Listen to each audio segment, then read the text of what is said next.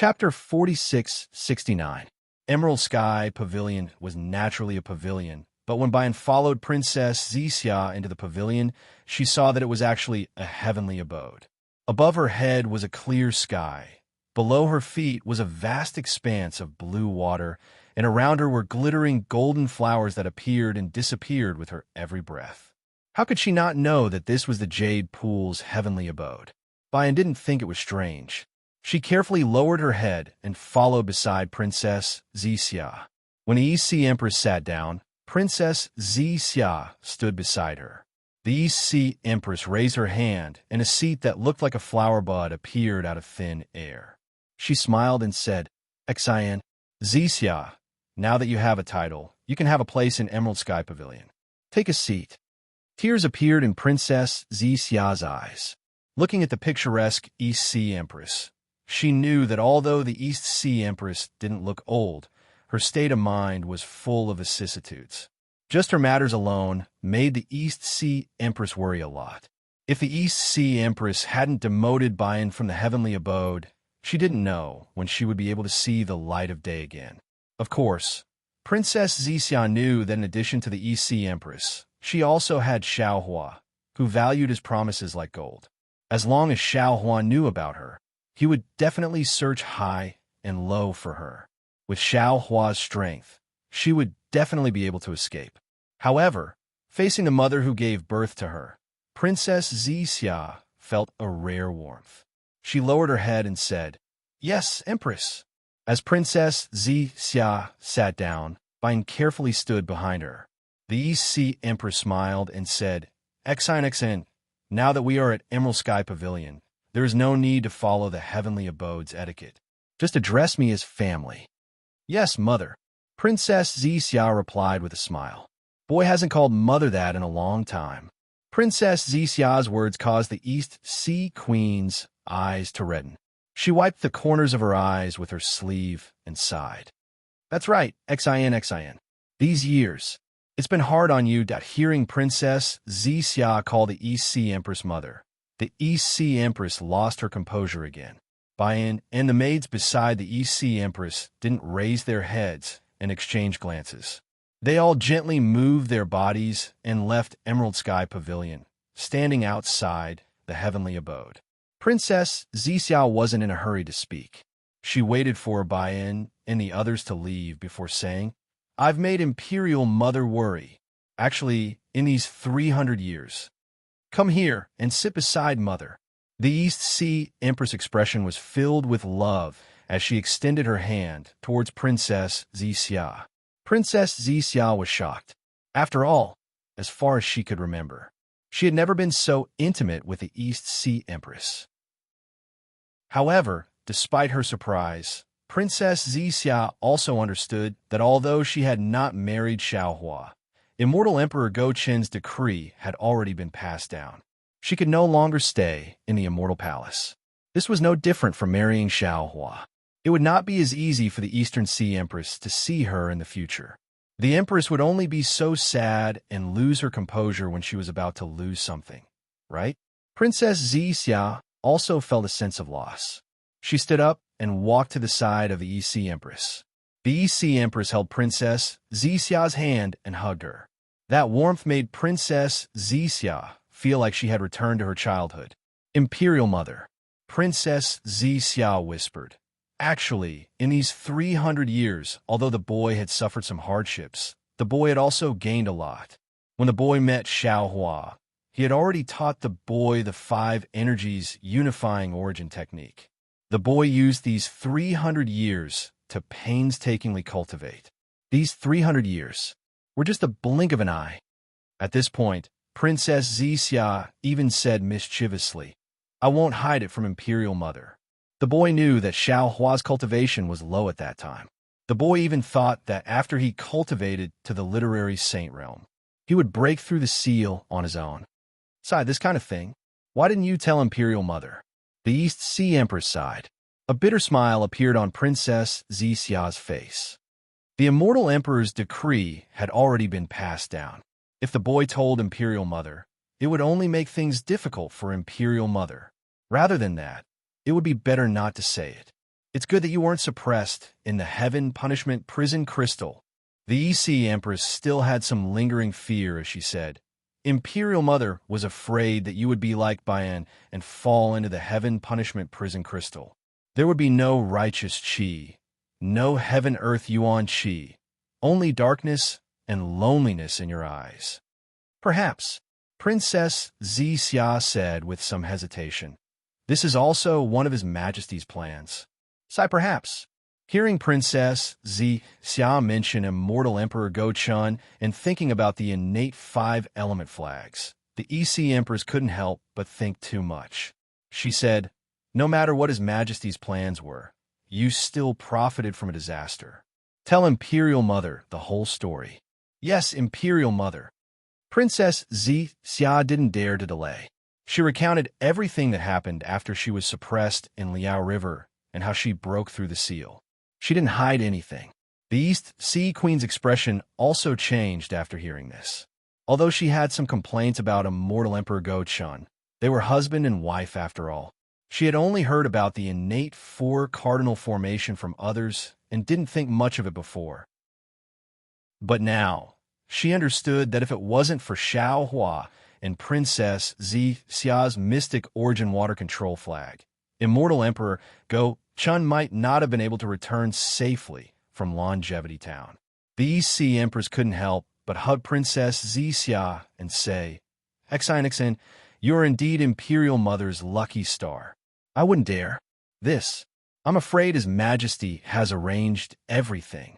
While Princess Xia was enjoying her mother's love, she was still brooding over Immortal Emperor Go-Chun's suppression. Exine, you don't need to think so much. The East Sea Empress smiled bitterly and said, since you were born in the Immortal Palace and became His Majesty's princess, then you cannot face these things. Moreover, if His Majesty was really ruthless and directly suppressed you in the Heaven Punishment Prison Crystal, how could you cultivate the 5 elements origin and refine the mystic origin water control flag? It was only a temporary scheme, a backup plan, a preparation, but He also had the intention to take care of you. Your injuries were also healed during the suppression, weren't they? Yes, Imperial Mother. Princess Xia nodded and said with a smile, Boy has known about this since he was young, and this boy understands it even more now. Boy thanks Imperial Mother for giving Boy such a good opportunity to accompany Xiao Hua. Xiao Hua is a good child. Hearing Princess Xia mention Xiao Hua, a smile appeared on the EC Emperor's face. She said, not to mention Sun Jian, who has always been arrogant, praising Xiao Hua to the point that it's rare in the heavens and earth.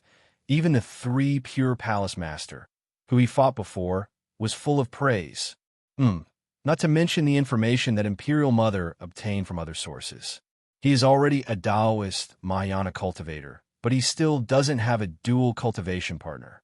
It seems he has deep feelings for you. When did you two meet and fall in love with each other? Princess Xia blushed slightly and said in a low voice, Boy doesn't know either.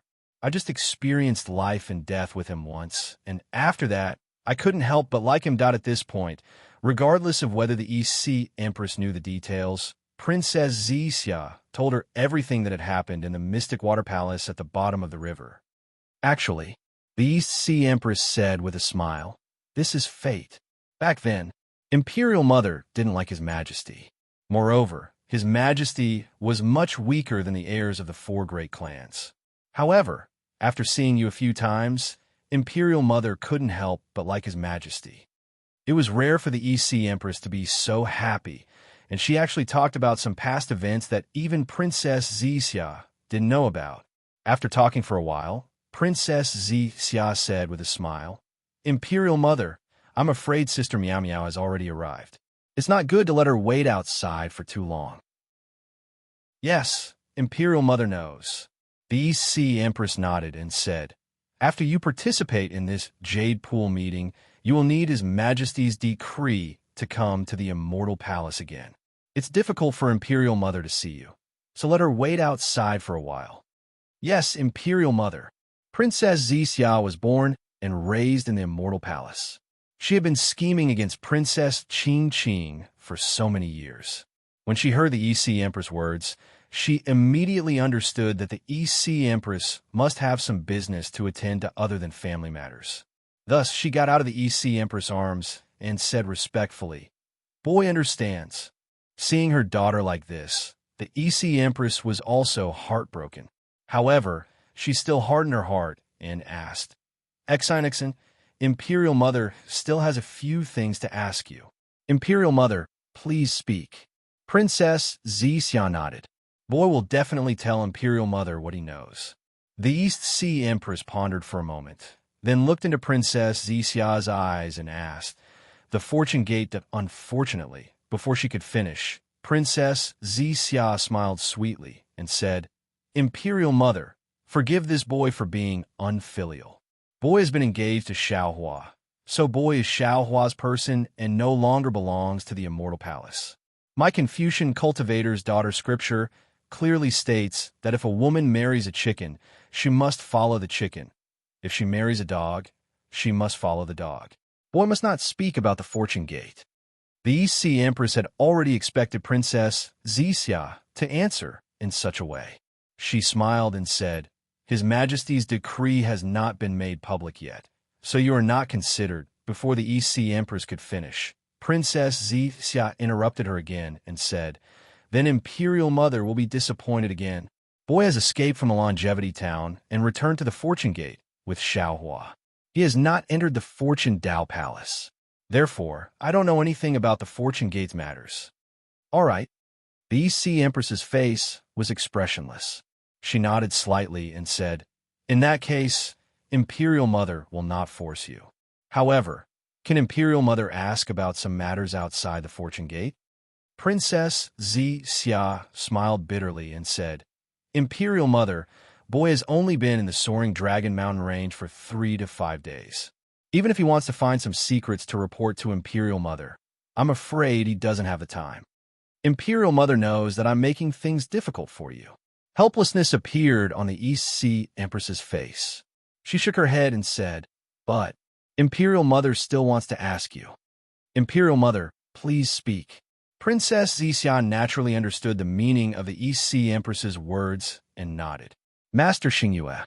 The EC Empress's eyes narrowed slightly as she looked at Fairy Zixia. She asked word by word, "Have you heard Xiaohua mention her whereabouts?" "Master Xingyue?" Princess Zixia was stunned. She looked at the East Sea Empress with confusion and asked, "Why did your Majesty suddenly ask this?" The East Sea Empress thought for a moment and replied, "You can ask Xiaohua about this secret. He naturally knows. Imperial Mother does not have your Majesty's permission, so it is not easy for me to explain. You only need to answer Imperial Mother's question." Princess Zixia thought for a moment and replied, "When we were at the Fortune Gate, Xiaohua did not mention Master Xingyue's whereabouts to boy. So it's like that." The EC Empress shifted her gaze away from Princess Zixia's face. It was unknown if she had noticed the little Xiaohua in Princess Zixia's words, but she felt as if a heavy burden had been lifted from her shoulders. She nodded and said, "If that's the case, Imperial Mother will know. You've done well. We, Confucian cultivators, emphasize the 3 obedience and 4 virtues. Since you're going to be his wife in the future, you must think for him and serve your husband well." Seeing the gloomy expression on the East Sea Empress's face, Princess Zixia's heart ached slightly as she clearly thought of the conflict between her and immortal Emperor Gochun. She forced a smile and said, "Imperial Mother, please rest assured. Xiaohua is a man with deep feelings. If there's something, he will find a right time to tell boy. Moreover, boy is not the kind of person who is jealous. If both sides understand each other, then everything can be discussed." Princess Zixia's words had the intention of persuading the EC Empress. However, when she saw the EC Empress's ugly expression, her voice became softer and softer. In the end, Princess Zixia rolled her eyes and said with a smile, "However, Imperial Mother, although boy cannot tell Imperial Mother the whereabouts of Master Xingyue, boy can tell you who is currently in charge of Star Plucking Tower." "Oh, who is it?" The Sea Empress was stunned. The gloominess on her face disappeared as she asked Princess Zixia curiously. Far away on the horizon, but right in front of you. Princess Zixia mischievously blinked her eyes again. I see. The East Sea Empress's eyes lit up. She immediately understood where Su Ji and Fairy Xingyue had gone, and a smile appeared on her face. The East Sea Empress's expression changed slightly. Princess Zixia immediately understood. She asked in surprise, Imperial Mother, could it be that Master Xingyue has an extremely powerful background? The great array of the 9 states that has already been broken needs her to set up again?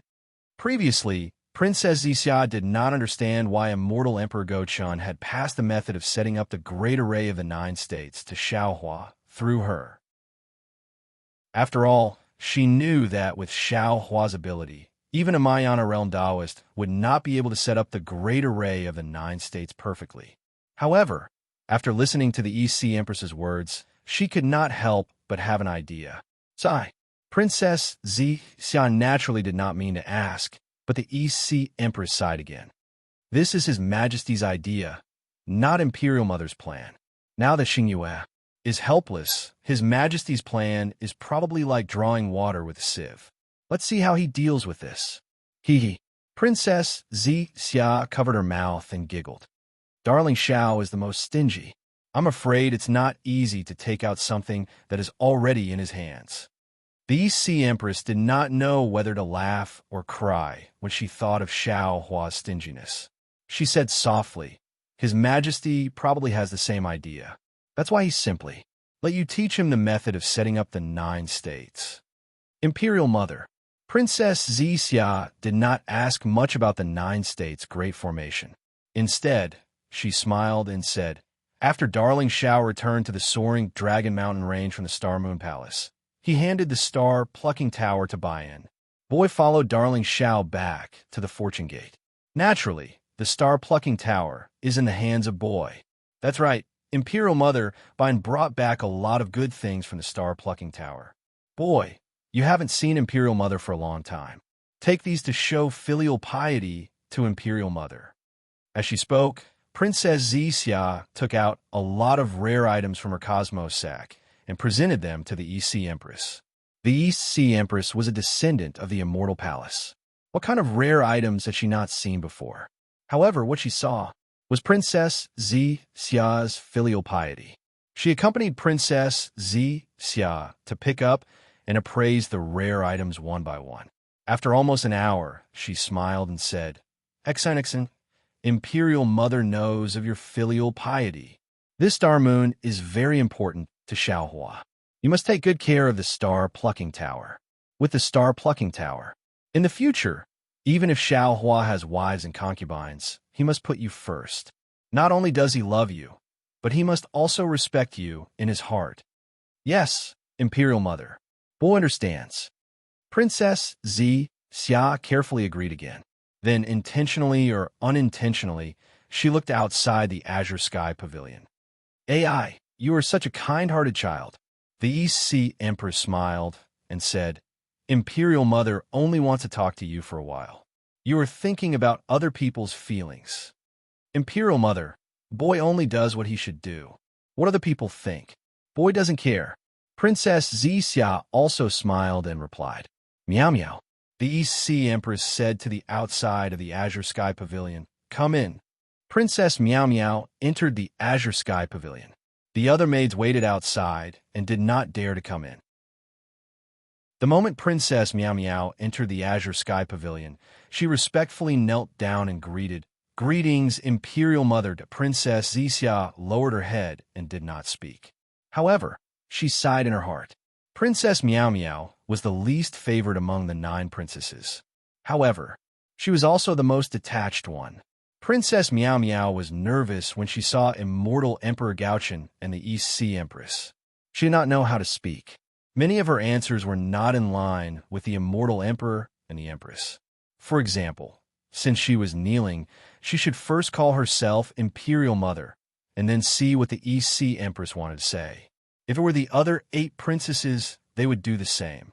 However, this Princess Meow Meow, even though Princess Xixia reminded her many times, panicked when she saw the Emperor and the Empress. She forgot all the etiquette. In rise, the East Sea Empress was unhappy. Seeing Princess Meow Meow's lack of manners, she was even more unhappy. She indifferently waved her hand and asked Princess Meow Meow to rise. Princess Meow Meow heard the East Sea Empress' displeasure and became even more nervous. She replied, "Thank you, Mother Empress." In an ordinary family, Mother Empress meant mother. As a child, it could be called casually. However, in the Immortal Palace's etiquette, unless the princess ordered it or the Empress agreed, it could not be called casually. Princess Xixia heard Princess Meow Meow lose her sense of propriety again. She hurriedly smiled and said, "Elder sister, come quickly. I haven't seen you for several hundred years. I really miss you." Princess Meow Meow naturally smiled. Just as she was about to speak, she suddenly remembered her previous greeting. She frowned slightly and looked at Princess Xixia with a regretful expression. "How have you been recently, elder sister?"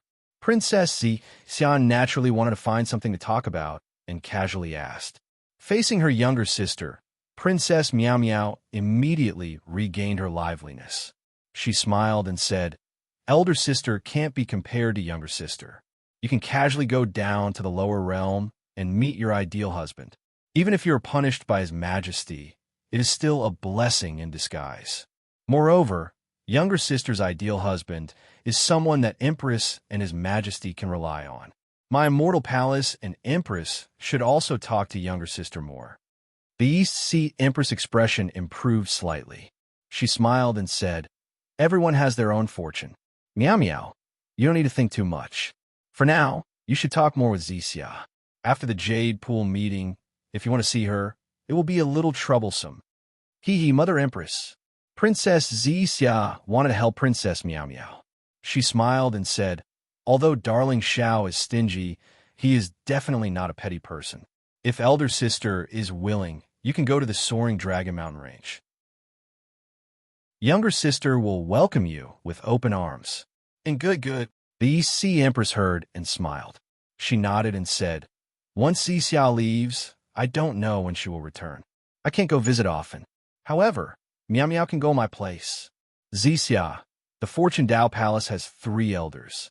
If possible, you can find a suitable one for Meow Meow." "Oh, right. Does the Fortune Dao Palace only have these 3 elders?" "Of course the Fortune Dao Palace doesn't." Princess Xixia was immersed in her family and accidentally answered. But she only said half a sentence before she realized that something was wrong. She immediately stopped and looked at the East Sea Empress with a bitter smile. "Mother Empress, this boy doesn't know how many elders there are in the Fortune Dao Palace." Reverend Yun had a profound cultivation base, and he had been guarding the Fortune Dao Palace for a long time. If he was the 4th master of the Fortune Dao Palace, he would be stronger than the 3rd master of the Fortune Dao Palace. However, Reverend Yin had the 1st and 2nd master of the Fortune Dao Palace, and his overall strength was not any weaker than Xiaolang. However, if Mother Empress is willing, this boy can talk to Darling Xiao. That lightning reverend and heavenly being are both human races Mahayana realm experts. If Sister Meow Meow marries them, it will definitely not taint our immortal palace. Princess Xia's first sentence was naturally an explanation to the East Sea Empress. Her second sentence was obviously a perfunctory one. She was just casually playing along with the East Sea Empress words. However, when Princess Meow Meow heard this, she became anxious and waved her hand. "Xin, please don't. If Ching Ching." Princess Meow Meow realized that she had said something wrong and hurriedly stuck out her tongue and lowered her head. However, Princess Meow Meow's unintentional words attracted the East Sea Empress and Princess Xia's attention. The East Sea Empress said unhappily, "Meow Meow, you are you, and Ching Ching is Ching Ching. Your matter has nothing to do with her. If you marry the Fortune Dao Palace's 2nd elder or 3rd elder, it will be beneficial to the Immortal Palace." The East Sea Empress's words were a little blatant, but Princess Xixia and Princess Meow Meow felt that it was only natural. After all, in the eyes of the Immortal Palace and the 100 families, The meaning of marriage was more towards the family's interests. The so-called feelings were just collateral. Princess Xixia was also very happy that she was able to meet such a good husband like Xiaohua. However, Princess Xixia knew Princess Miao Miao far better than the East Sea Empress. She knew that although Princess Miao Miao was afraid of the East Sea Empress and the immortal emperor, she was not afraid of Qingqing and the other princesses. She frowned and asked curiously, "Sister, what do you mean? Could it be that Qingqing?" This. Princess Miao Miao's face was a little red, and she even said uneasily, "You have to ask Qingqing about this." I don't know. It would have been better if Princess Miao Miao did not say anything. The moment she said this, even the East Sea Empress understood a little. She also frowned and looked at Princess Miao Miao. It would have been better if the East Sea Empress did not look, but when she did, Princess Miao Miao became even more flustered. She hurriedly waved her hand and said, "Mother, about Princess Qingqing and the lightning Reverend." Princess Miao Miao was completely dumbfounded. She did not dare to say another word. She nervously knelt on the ground and kowtowed. "Empress, boy really doesn't know. Mother." Seeing that Princess Miao Miao's face was pale with fright, Princess Xixia hurriedly smiled and said, "Don't ask. Let the boy talk to sister." The East Sea Empress looked at Princess Miao Miao with some pity, but did not say anything. Her gaze was filled with a complicated expression. It was hard to tell if it was disgust or love. "Sister." Princess Xixia walked in front of Princess Miao Miao and reached out to hold her ice-cold hand. She smiled and said, "Don't be too nervous. Didn't you say a lot when I accompanied you to drink at Jade Brightness Palace? You and I are sisters. If I can get it, you can too. You are not inferior to anyone." Xixia. Princess Miao Miao's heart calmed down slightly. Although her voice was still trembling, she was no longer nervous. She forced a smile and replied, "You are wrong. Everyone is different from others. This was already confirmed when this person was born. Temperament, character, temper, and so on are not easy to change. Although you and I are both princesses of the immortal palace, temperament determines everything. I won't talk about others, but I will talk about you. Forbearance, magnanimity, modesty, but not avoidance. These are all things that allow you to handle things with ease. Sister knows her own limits. Being an idle princess and being able to share some of His Majesty's and Empress's worries is enough. I can't do anything." Princess Miao Miao had already said these words to Princess Xixia. Princess Xixia only brought it up again to ease the atmosphere. Thus, Princess Xixia smiled and said, "Sister's words are also very good. Just be yourself and live your life well. Actually, you don't have to force yourself." "Thank you, Xixia." Princess Miao Miao held Princess Xixia's hand and said sincerely, "Sister heard His Majesty's decree just now. Sister is really happy for you. Only a perfect girl like you can have such a wonderful life." Seeing that Princess Miao Miao had calmed down, Princess Xixia let go of her hand, blinked her eyes, and said, "Since Sister said Sister is perfect, do you think Sister will hit you when you are down? These are two different matters." Princess Miao Miao naturally understood what Princess Xixia was talking about. She shook her head and said, "If you want to hit me when I am down, there are too many opportunities. So, you can rest assured and tell me the cause of this matter." Princess Xixia smiled and said, "If you don't tell me now, won't it be even more troublesome when Qing blames you if something really goes wrong?" "All right." Princess Miao Miao naturally understood the stakes. Since she had already spoken and was also worried about Princess Qing, when would she say it if not now? Thus, Princess Miao Miao told them about the awkward moment she had just faced Princess Qing. For a moment, Princess Xixia and the East Sea Empress looked at each other in dismay. Although what Princess Miao Miao said wasn't very strange and couldn't be considered evidence, and could even be said to be baseless guesses from a woman's intuition, there was definitely something wrong with Princess Qing's thoughts. What exactly is going on? The East Sea Empress was somewhat angry and asked in a low voice, "Empress, the boy doesn't know. The boy only just found out about these clues." The moment the East Sea Empress spoke, Princess Miao Miao lost her composure and hurriedly answered. Princess Xixia smiled and said, "Mother, the matter isn't clear yet. Why get angry now? Didn't Qing Qing see the Thunder Immortal during the Battle of Day in Mu Cliff? Why don't we just ask what exactly happened? Where are the female officials of Jasper Flower Palace?" The East Sea Empress was angry again, as if this matter should have been reported by a female official long ago. "Summon the female officials of Jasper Flower Palace." Princess Xixia smiled and shouted outside. Following Princess Xixia's voice, a portion of the female officials of Jasper Flower Palace flew into Jade Sky Pavilion and respectfully knelt down. "Which one of you participated in the Battle of Day and Mu Cliff with Qing Qing?" Princess Xixia's tone was very strict. Far from the gentle tone she used to speak to Princess Miao Miao. The female officials looked at each other and shook their heads. They whispered, "This servant didn't go today in Mu Cliff. Where is Yu Xiajing?" Princess Xixia asked indifferently. Princess Xixia, Yu Xiajing was worried about Princess Qing Qing's injuries, so she went to look after the princess. The female officials didn't dare to stand up and hurriedly replied, "Please calm down, Empress." The East Sea Empress nodded. How could she punish such a loyal female official? "Go and summon Yu Xiajing." Princess Xixia's face was expressionless as she continued to give the order. Moments later, Yu Xiajing was ordered to arrive at Jade Sky Pavilion. As soon as she flew in, she immediately felt that something was wrong. After all, the female officials of Jasper Flower Palace were still kneeling on the ground, and the East Sea Empress looked displeased. Yu Xiajing didn't even think as she knelt down and kowtowed. "This servant greets Empress. Princess Qing Qing's injuries haven't healed yet. If Empress wants to punish, this servant doesn't dare to say that I'll take responsibility. But Empress, please postpone the punishment." Yu Xiajing's words were very appropriate, and the East Sea Empress heard it and nodded slightly. Beside her, Princess Xixia thought for a moment and smiled. "Yu Xiajing, don't be afraid. Empress just wants to ask about Chao Muya's situation." "Chao Muya?"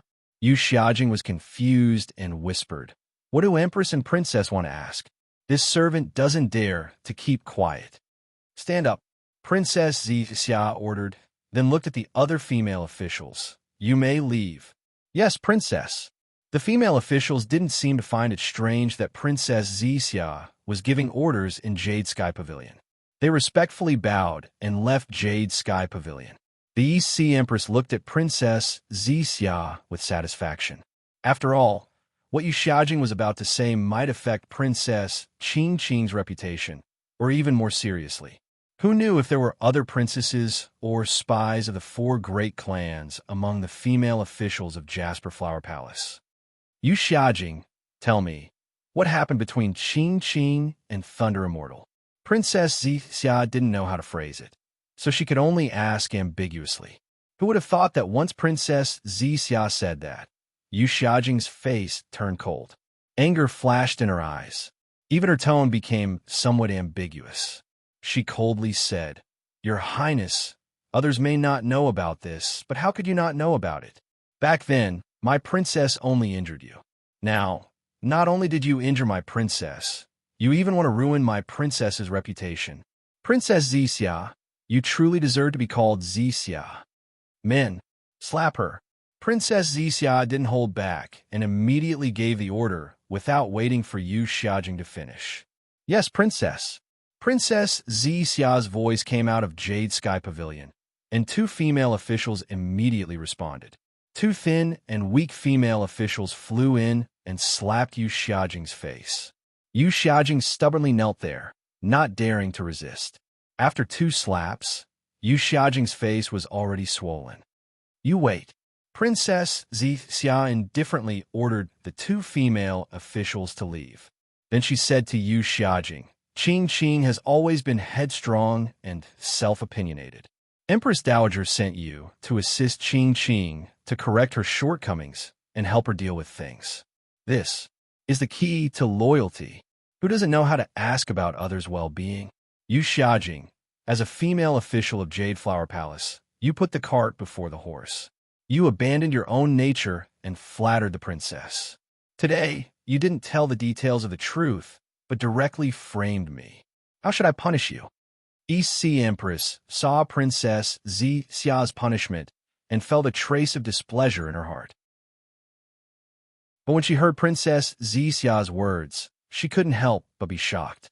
Although Yu Xiaojing was loyal to Princess Qingqing and seemed to be protecting Princess Qingqing, from another point of view, she was really harming Qingqing and pushing Qingqing towards a cliff. This was because Princess Xia had never mentioned the matter of Princess Qingqing injuring Princess Xia in front of everyone. This Yu Xiaojing only needed to say a few words to expose the conflict between the two princesses. Moreover, during the battle at Chaomuya, Princess Xia had still been suppressed and hadn't broken free. How could Princess Xia have instructed the Lightning Sage to hurt Princess Qingqing? This was clearly slander. Damn you, East Sea Empress said angrily. I only called you here to ask you some questions, but you didn't answer truthfully and actually slandered Princess Xia. What are your intentions? Yu Xiaojing didn't think much of it because she understood Princess Qingqing's thoughts the best. Moreover, she had subconsciously made Princess Xia look bad. When Princess Xia asked about the Lightning Sage, Yu Xiaojing's first reaction was, Princess Xia had set a trap for Princess Qingqing. Thus, she immediately defended Princess Qingqing and wanted to expose Princess Xia's ugly face and so-called plans. However, Princess Xia's words immediately made her panic. After all, it was Princess Qingqing who had done this first. Even if Princess Xia had instigated the Lightning Sage to take revenge, it was only natural. Furthermore, Princess Xia hadn't broken free at that time. Moreover, Princess Xia didn't mention Princess Qingqing at all. Instead, she slapped her. This was a secret warning to her. It didn't matter if she was punished, but what about Princess Qingqing? How could the current Princess Qingqing be a match for Princess Xia, who was at the peak of her power? Empress, how much is this servant's fault? This servant shouldn't have spoken nonsense. Please punish me, Empress. Yu Xiaojing didn't hesitate to kowtow and beg. Seeing that Yu Xiaojing didn't dare to circulate her energy and that her forehead was bleeding, Princess Xia didn't say anything.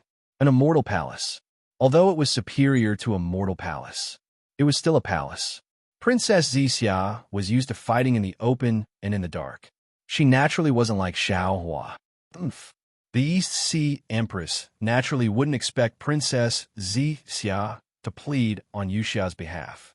Seeing the bloodstains, she coldly snorted and said, This Empress just said that I hope you all can follow Bayan's example and assist your own princess. In the future, this Empress will also have more decrees to issue. You actually dared to disobey my words. You truly disappoint me. Yes, it's all this servant's fault. Please punish me, Empress. Yu Xiaojing didn't dare to argue and only asked for punishment. East Sea Empress coldly snorted again and didn't say anything else. Yu Xiaojing understood. She lamented in her heart and turned to Princess Xia. She kowtowed and said, Your Highness, this servant spoke nonsense just now. Please punish me. This matter has nothing to do with my princess. Yu Xiaojing, because you try to sow discord, I will punish you severely. However, seeing how loyal you are, I'm afraid you've heard those words for a long time and have overthought them. You're also worried about Qingqing. That's why you've said them. Princess Xia said indifferently. Therefore, I don't intend to punish you.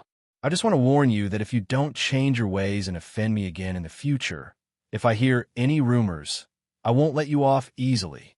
Yes, this servant understands. Yu Xiaojing's heart relaxed, and she stopped kowtowing. Also, Princess Xia continued, When Qingqing wakes up, you have to tell her not to judge others with her own heart. Many disturbances are just self-inflicted troubles. Yes, this servant understands. Yu Xiaojing didn't dare to say anything else and only nodded. All right. Princess Xia waved her hand and said, rise and answer me. What happened at Chaomu Cliff? Yu Xiaojing stood up and recounted Chaomu Cliff's formation and the battle in detail. Hearing that the Lightning Reverend was so ruthless that he didn't even care about Princess Qing's reputation and directly attacked her chest, the EC Empress's face darkened, and Princess Xixia was abnormally embarrassed. Not to mention a descendant of an immortal emperor, even an ordinary female cultivator would be too ashamed to face the world after being humiliated by a man. The Emerald Sky Pavilion was silent. Princess Xixia's mind was spinning rapidly, but she didn't know what to say. After all, no man would do such a thing to a female cultivator. She was doubting the truth of Yu Xiaojing's words. Unfortunately, just as she was about to speak, the EC Empress unhappily said, "Xixia." "Yes, Empress." Princess Xixia hurriedly stood up. "This matter. The Fortune Gate must give the Immortal Palace an explanation." The EC Empress said, "The Lightning Reverend is a Taoist at the Grand Ascension stage. If he wanted to injure Qing or obtain the Milky Way Grand Formations Disk, he had many ways to do so. How could such a frivolous method be something a man would do?" The story of the immortal world and the desolate era is in everyone's hands. The third place tearfully asks for subscriptions. If the subscriptions exceed 1,000, the immortal world will be opened. Next, I ask for monthly votes. If the monthly votes exceed 100, I'll add more chapters. Third, I ask for recommendations. If the monthly votes exceed 1,000, I'll add more chapters. How Xiaohua went against the light to become a true saint will depend on everyone. The third place thanks. Chapter 4670. This, Princess Xixia's face was burning hot as she blamed the Lightning Reverend in her heart. Needless to say, Xiaohua was the one who ordered the Lightning Reverend to injure Princess Qing. However, Princess Xixia also understood that Xiaohua would never allow the Lightning Reverend to do such a despicable thing. If Yu Xiaojing's words were true, then it could only be the Lightning Reverend's own matter and had nothing to do with Xiaohua. The problem was that the Lightning Reverend was the Fortune Gate's second master. He represented the Fortune Gate and Xiaohua. What is the Lightning Reverend thinking? Princess Xixia grumbled inwardly. How could he be bewitched by Qing's beauty at such a crucial time? Did he do such a foolish thing? Unfortunately, how could Princess Xixia know that the Lightning Reverend was not a complete person, let alone know the difference between men and women? Qing is His Majesty's descendant. Her status is the same as yours. The East Sea Empress scolded. You are now engaged to the Fortune Gate's first master, yet you allowed Qing to be molested by the Fortune Gate's second master. This matter, even if Yu Xiaojing was not lying, if others heard it, they would blame it on you. Xixia, you have to return Qing's innocence, or I won't be able to answer to His Majesty and all the women in the world. Thump. Princess Xixia's heart sank. The East Sea Empress' words were clear. She had to return Princess Qing's innocence. But how? There were only two ways to return Princess Qing's innocence. The first way was for the Lightning Reverend to commit suicide in front of everyone as an apology. If the Lightning Reverend ceased to exist, Princess Qing's innocence would be preserved. However, as a Tao Gates Grand Ascension Stage expert, would the Lightning Reverend commit suicide as an apology? Who in the world had the ability to kill him? This path was obviously impossible. Then, there was only the second way left. The second way was for the Lightning Reverend to marry Princess Qing, and there would be no innocence between husband and wife. However, from Princess Xixia's perspective, how could she allow the Lightning Reverend to marry Princess Qing? After fighting with Princess Qing for so many years, she knew Princess Qing's methods better than anyone else. How could she allow a scourge like Princess Qing to enter the Fortune Gate? How could she allow Princess Qing to share her power in the Fortune Gate? How could she make things difficult for herself, and then let her happy life fall into a harem fight?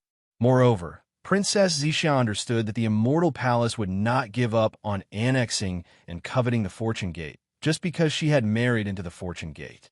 Once Princess Qingqing entered the fortune gate and Xiao Hua ascended, the entire fortune gate would fall into chaos. At the very least, the fortune gate would be divided into two, and Xiao Hua's painstaking efforts would go down the drain. Mother, Princess Zixia couldn't help but ask, "Why are you forcing the boy like this?" Force? The Sea Empress smiled faintly. She naturally understood Princess Zixia's thoughts and replied, "In Mother's eyes, you are Mother's princess, and Qingqing is also Mother's princess. Mother is happy that you have found a husband you like, and Qingqing is also happy that Qingqing has found a husband she likes." Hearing this, Princess Zixia immediately thought of how Princess Qingqing and Princess Miao Miao were trying to cover things up. She even thought of Princess Qingqing's shame and anger when she heard that she had been bestowed the title of Princess Zixia. That kind of shame and anger was not because she had been bestowed the title of Princess Zixia, but because she had found her husband first. Moreover, Princess Qingqing also understood that she would definitely stop her and the lightning reverend from getting together. That little bit of affection in her heart would definitely come to an end. Xin, you have your own happiness, and Qingqing also has her own happiness. You can't stop Qingqing's happiness because of your own happiness, the Sea Empress said with a smile. Moreover, you have no right to stop Qingqing from finding her own happiness. The Sea Empress's words were very dignified, but in Princess Zixia's ears, they were ear-piercing. As a mother, it was absolutely natural for her to make such plans for her daughter. However, if an empress were to make such plans for her own princess, then there were too many implications. When familial love met power, familial love could only turn into snow under the sun, especially the princess of the immortal palace. In an instant, Princess Zixia made a decision. Even if Princess Qingqing really fell in love with the lightning reverend, she would absolutely not let this marriage be consummated. It had to be said that Princess Zixia's decision was just as Princess Qingqing had expected. Empress, just as Princess Zixia was about to speak, dang, dang, dang. Outside the Emerald Sky Pavilion, 9 bell tolls rang out. As the sound passed, the outline of the entire Emerald Sky Pavilion turned into lines. These lines then shattered, turning into inscriptions of armor. The inscriptions of armor scattered all over the place, and in a moment, they turned into a part of the jade. The Sea Empress said no more. She stood up and said, "The Jade Pool gathering is about to begin. I will go and preside over the Jade Pool. All of you wait here, except for Zixia, who is different from before. Everyone else has their own seats according to etiquette." "Yes, Empress." Seeing that the Jade Pool gathering was about to begin, even Princess Zixia didn't dare to delay. Everyone stood up and respectfully answered. Seeing the Empress leave, Princess Miao Miao looked at Princess Zixia, then at Yu Xiajing, and said to Yu Xiajing, "Go and see Princess Qingqing for me." "Yes, Your Highness." Yu Xiajing agreed. After bowing to Princess Zixia, she led Princess Miao Miao away. Meanwhile, Bian flew over. Looking at the unfriendly Princess Zixia, she whispered, "Your Highness." Princess Zixia didn't pay attention to Bian. Instead, she looked at the Empress back with narrowed eyes. No one knew what she was thinking. After half a cup of tea's time, she waved her hand and said, "Let's go." Bian didn't know what happened, but when she saw Princess Miao Miao and Yu Xiajing flying away, she understood that it must have something to do with Princess Qingqing. She didn't dare to ask and followed Princess Zixia. Xiaohua, celestial being, and Thunderclap Immortal entered Lingyun's side palace under the escort of the crowd and the demonic beasts. What greeted them was a huge dome of heaven. Above the dome of heaven, the sun, the moon, and the stars were scattered all over like flags. Sunlight poured down from the sun and the moon. However, the brilliance of the sun and moon couldn't cover the brilliance of the stars. Hundreds of millions of stars followed the sun and moon across the sky, revealing mysterious trajectories. At the same time, waves of obscure fluctuations fell from the sky and rippled through the entire palace. Below the palace was a boundless land. On the land, there were many mountain ranges. Some extended horizontally, some fell vertically. The crisscrossing paths formed huge squares. These squares were like farmlands. However, there were no crops in the farmlands but cities and villages. The scenery within each square was different. As Xiao Hua's gaze swept across, he felt as if he had seen through the world of mortals. Amiba. Namo Dipankara archaic Buddha's familiar chanting voice resounded from a distance away. Similarly, beside Namo Dipankara archaic Buddha, Namo Maitreya, who had left some time ago, also chanted. Namo Maitreya. When Xiao Hua saw the Maitreya Buddha world honored one, he was shocked. Indeed, he had always thought that the Maitreya Buddha world honored one was still on Shanhua continent and had not come out. Even when the Maitreya Buddha world honored one had said that he would leave quietly, he did not care at all. Who knew that? The Maitreya Buddha world honored one's cultivation was actually so powerful. Amiba. Xiao Hua didn't dare to be negligent. He put his palms together and said, Disciple greets the two revered worlds. You don't have to be so courteous, Lord Guanyin. The Dipankara archaic Buddha was very satisfied. He raised his hand and helped Xiao Hua up.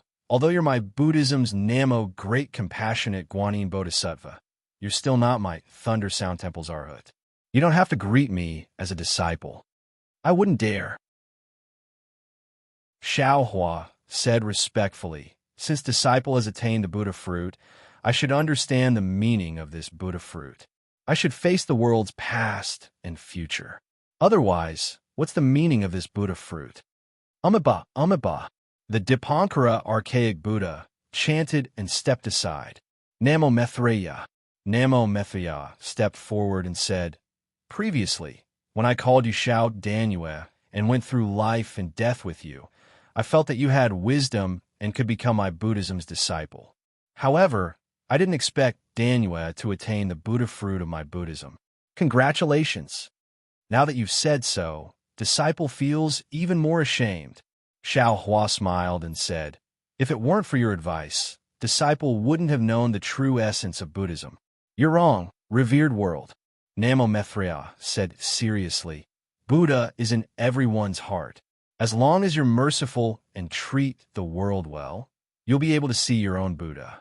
What I can do is only to tell you how to see Buddha. As for whether you can attain the Buddha fruit, that's up to you. Namo Maitreya. Xiao Hua smiled and said, Disciple understands. It's good that you've understood. Amiba. Namo Maitreya stood by the side and said a few words to Xiao Hua in his heart. Then Xiao Hua, Namo Wisdom Manjushri Bodhisattva behind the Dipankara archaic Buddha world exalted, and Namo Maitreya Bodhisattva Samanabhadra behind the Namo Maitreya Bodhisattva. After greeting each other, they looked toward the main seat of the hall. At this moment, a loud rumbling sound resounded from the hall. For mountain peaks shot out from the ground. Following the appearance of the mountain peaks, the ground began to change. Cities and villages were constantly changing, and the men and women within were also being destroyed. Even in the sky, at the top of the four mountain peaks, for layers of clouds that resembled foothills appeared. These clouds changed along with the mountain peaks' protrusion. After the rumbling sound disappeared, the mountain peaks stopped moving. They landed right under the feet of the demon race, dragon race, Buddhist sect, and Confucian cultivators. As the golden-winged great rock and the mystic armored Pentaceratops landed, another layer of demonic clouds rushed out from the peak of the mountain and landed at the foot of the mountain. In an instant, the entire mountain peak transformed into a monstrous demon race. This demon race had 8 arms and 8 legs. Their 8 legs stood firmly on the ground like boulders.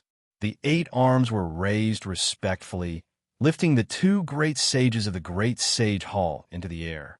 Looking at the Dragon Island's second elder Ao E and the Dragon King Ao Qian of the Eastern Sea Dragon Palace, they landed on the mountain peak. Whoosh!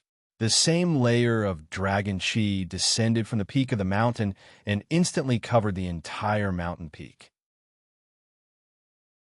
The mountain peak transformed into a huge black tortoise, supporting the two dragons. Clang, clang, clang.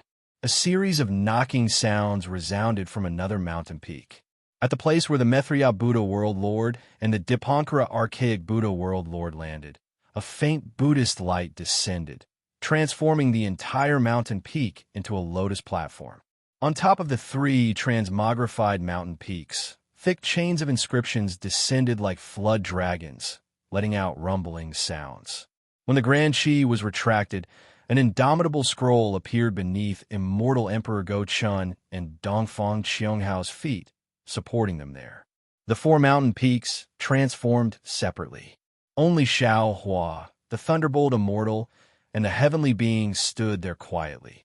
There was no mountain peak beneath their feet. Xiao Hua didn't show any abnormalities. He only looked at Immortal Emperor Go-Chun with a smile on his face.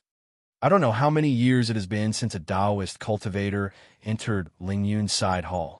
Immortal Emperor Go-Chun said with a smile, I didn't expect to see a mortal enemy of Confucian cultivators in my Lingyun side hall.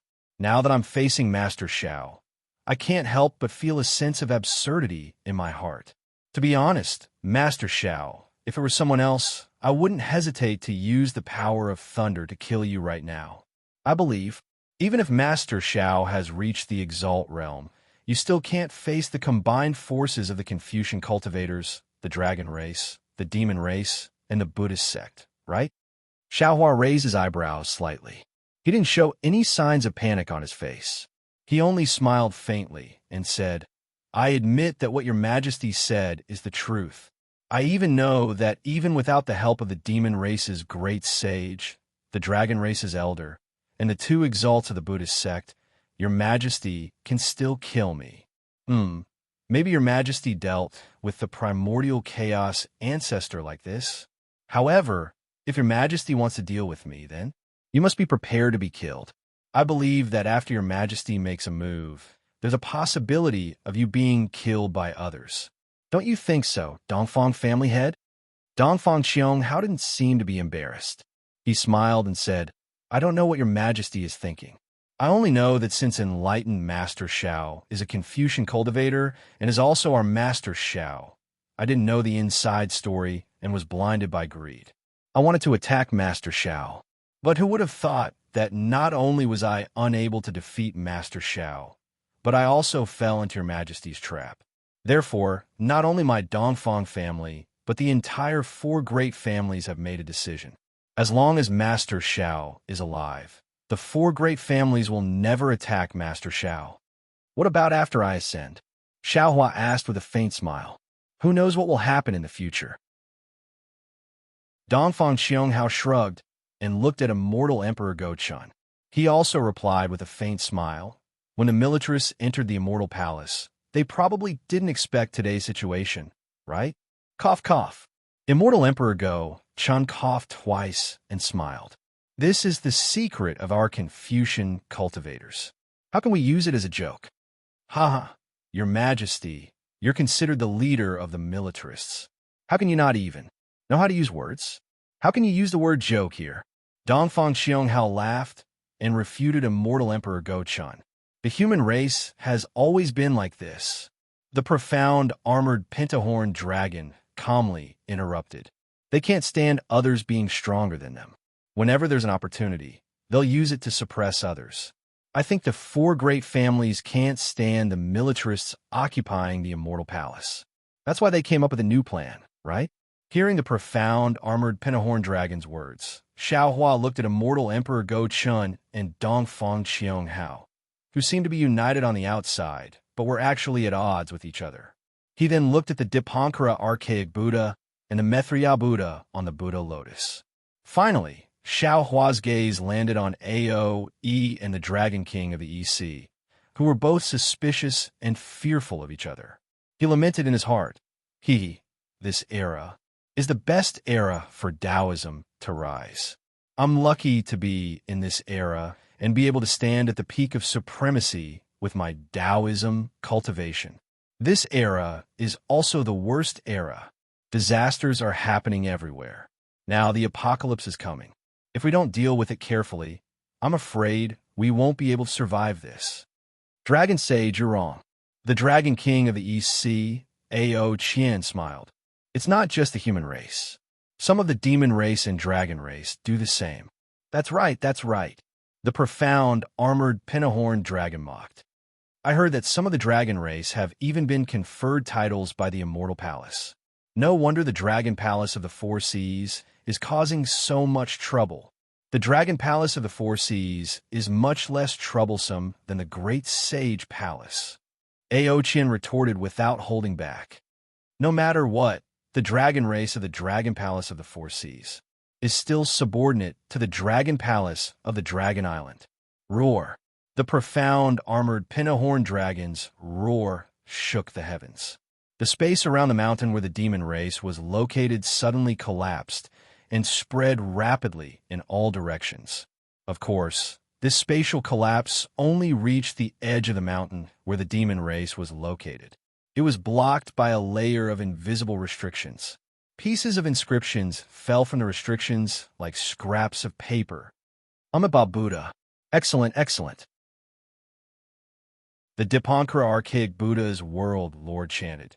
Dear Transcendence, the reason why we've gathered here today is to discuss how to deal with the omen of world destruction. Why you started a conflict before we've even spoken? The Dipankara archaic Buddha is right. The Go-Chun immortal emperor laughed. Today, the three great continents' supreme cultivators are gathered here at the Ling Yun Side Hall. How can we speak without thinking? This happened because of me. I should apologize to Master Shao. Come, announce my decree. Then, the great general of the Sun Palace, Sun Jian, appeared in the middle of the hall. He held a decree in his hand and started reciting.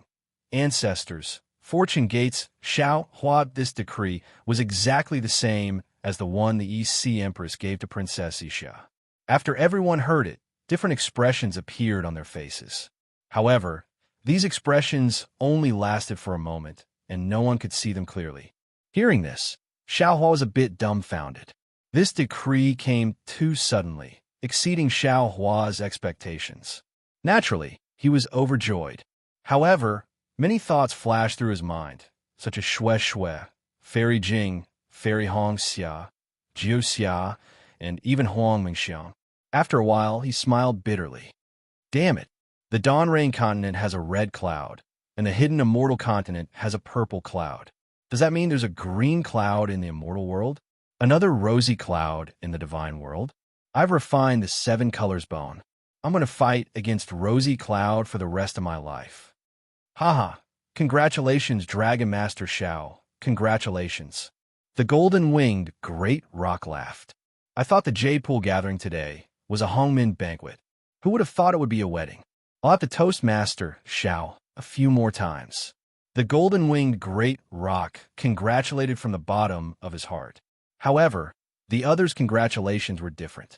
While they were congratulating him, they were also secretly cursing the Go-Chun immortal emperor for his sinister methods. Just a moment ago, he said he wanted to kill Shao Hua, but in a moment he married his 9th princess to Shao Hua and pulled Shao Hua into the immortal palace. Shao Hua rubbed his nose as he looked at everyone's congratulations, and he laughed bitterly. Thank you, fellow Taoists. However, I haven't even been able to sit on a seat after arriving at the Soaring Cloud Pavilion.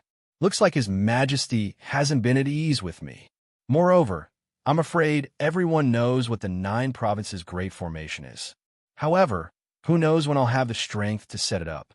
I'm afraid His Majesty has painted a big picture for me. Master Shaolei, could it be that you're not satisfied with my arrangement? The Go-Chun immortal emperor pretended to be angry. If it doesn't work, I'll take back this decree. Sigh, Shao Hua said helplessly. His Majesty has placed a new happiness in front of me. How can I not accept it? At this moment, Shao Hua also understood why the Go-Chun immortal emperor didn't release the Taoist gates mountain first. Instead, he waited for Shao Hua to accept the decree. Sure enough, following Shao Hua's agreement, a green mountain appeared beneath Shao Hua and the others. Whoosh!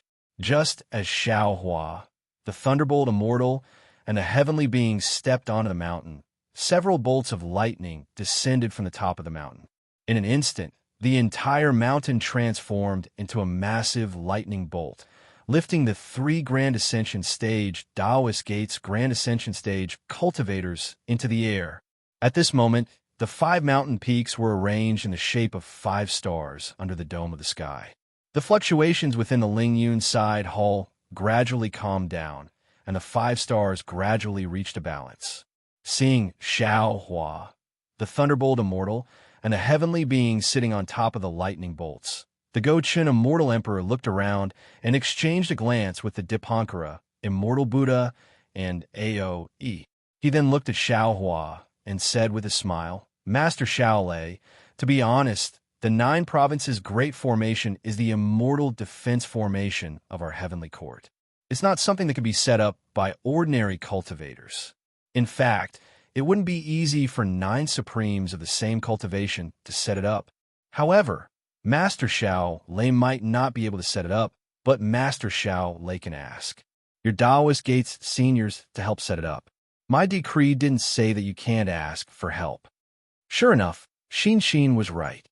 Xiao Hua thought to himself, although not every Supreme Being cultivator knows about the existence of Su Ji and Fairy Xingyu, Immortal Emperor Go-Chun, the elders of Dragon Island, and the 2 Buddhist lords of the Buddhist sect must know. When they first joined forces to deal with the Grand Mist Ancestor, they might not have been able to kill him. They were only afraid of angering Su Ji, which was why they suppressed the Grand Mist Ancestor. Now, I've appeared out of nowhere and surpassed the Grand Mist Ancestor in one fell swoop. They also see me as Su Ji's disciple. In particular, I have a close relationship with Su Ji and Fairy Xingyu in the Star Moon Palace. The disciples of the 4 great families know about it. Even if the 4 patriarchs didn't know about it before, they know about it now. Therefore, they don't dare to force me too much.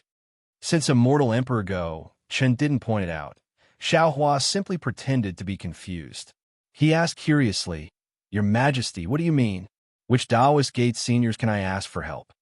Immortal Emperor Go-Chun raised his eyebrows, and his eyes lit up. He smiled and said, "Master Shaolei, could it be?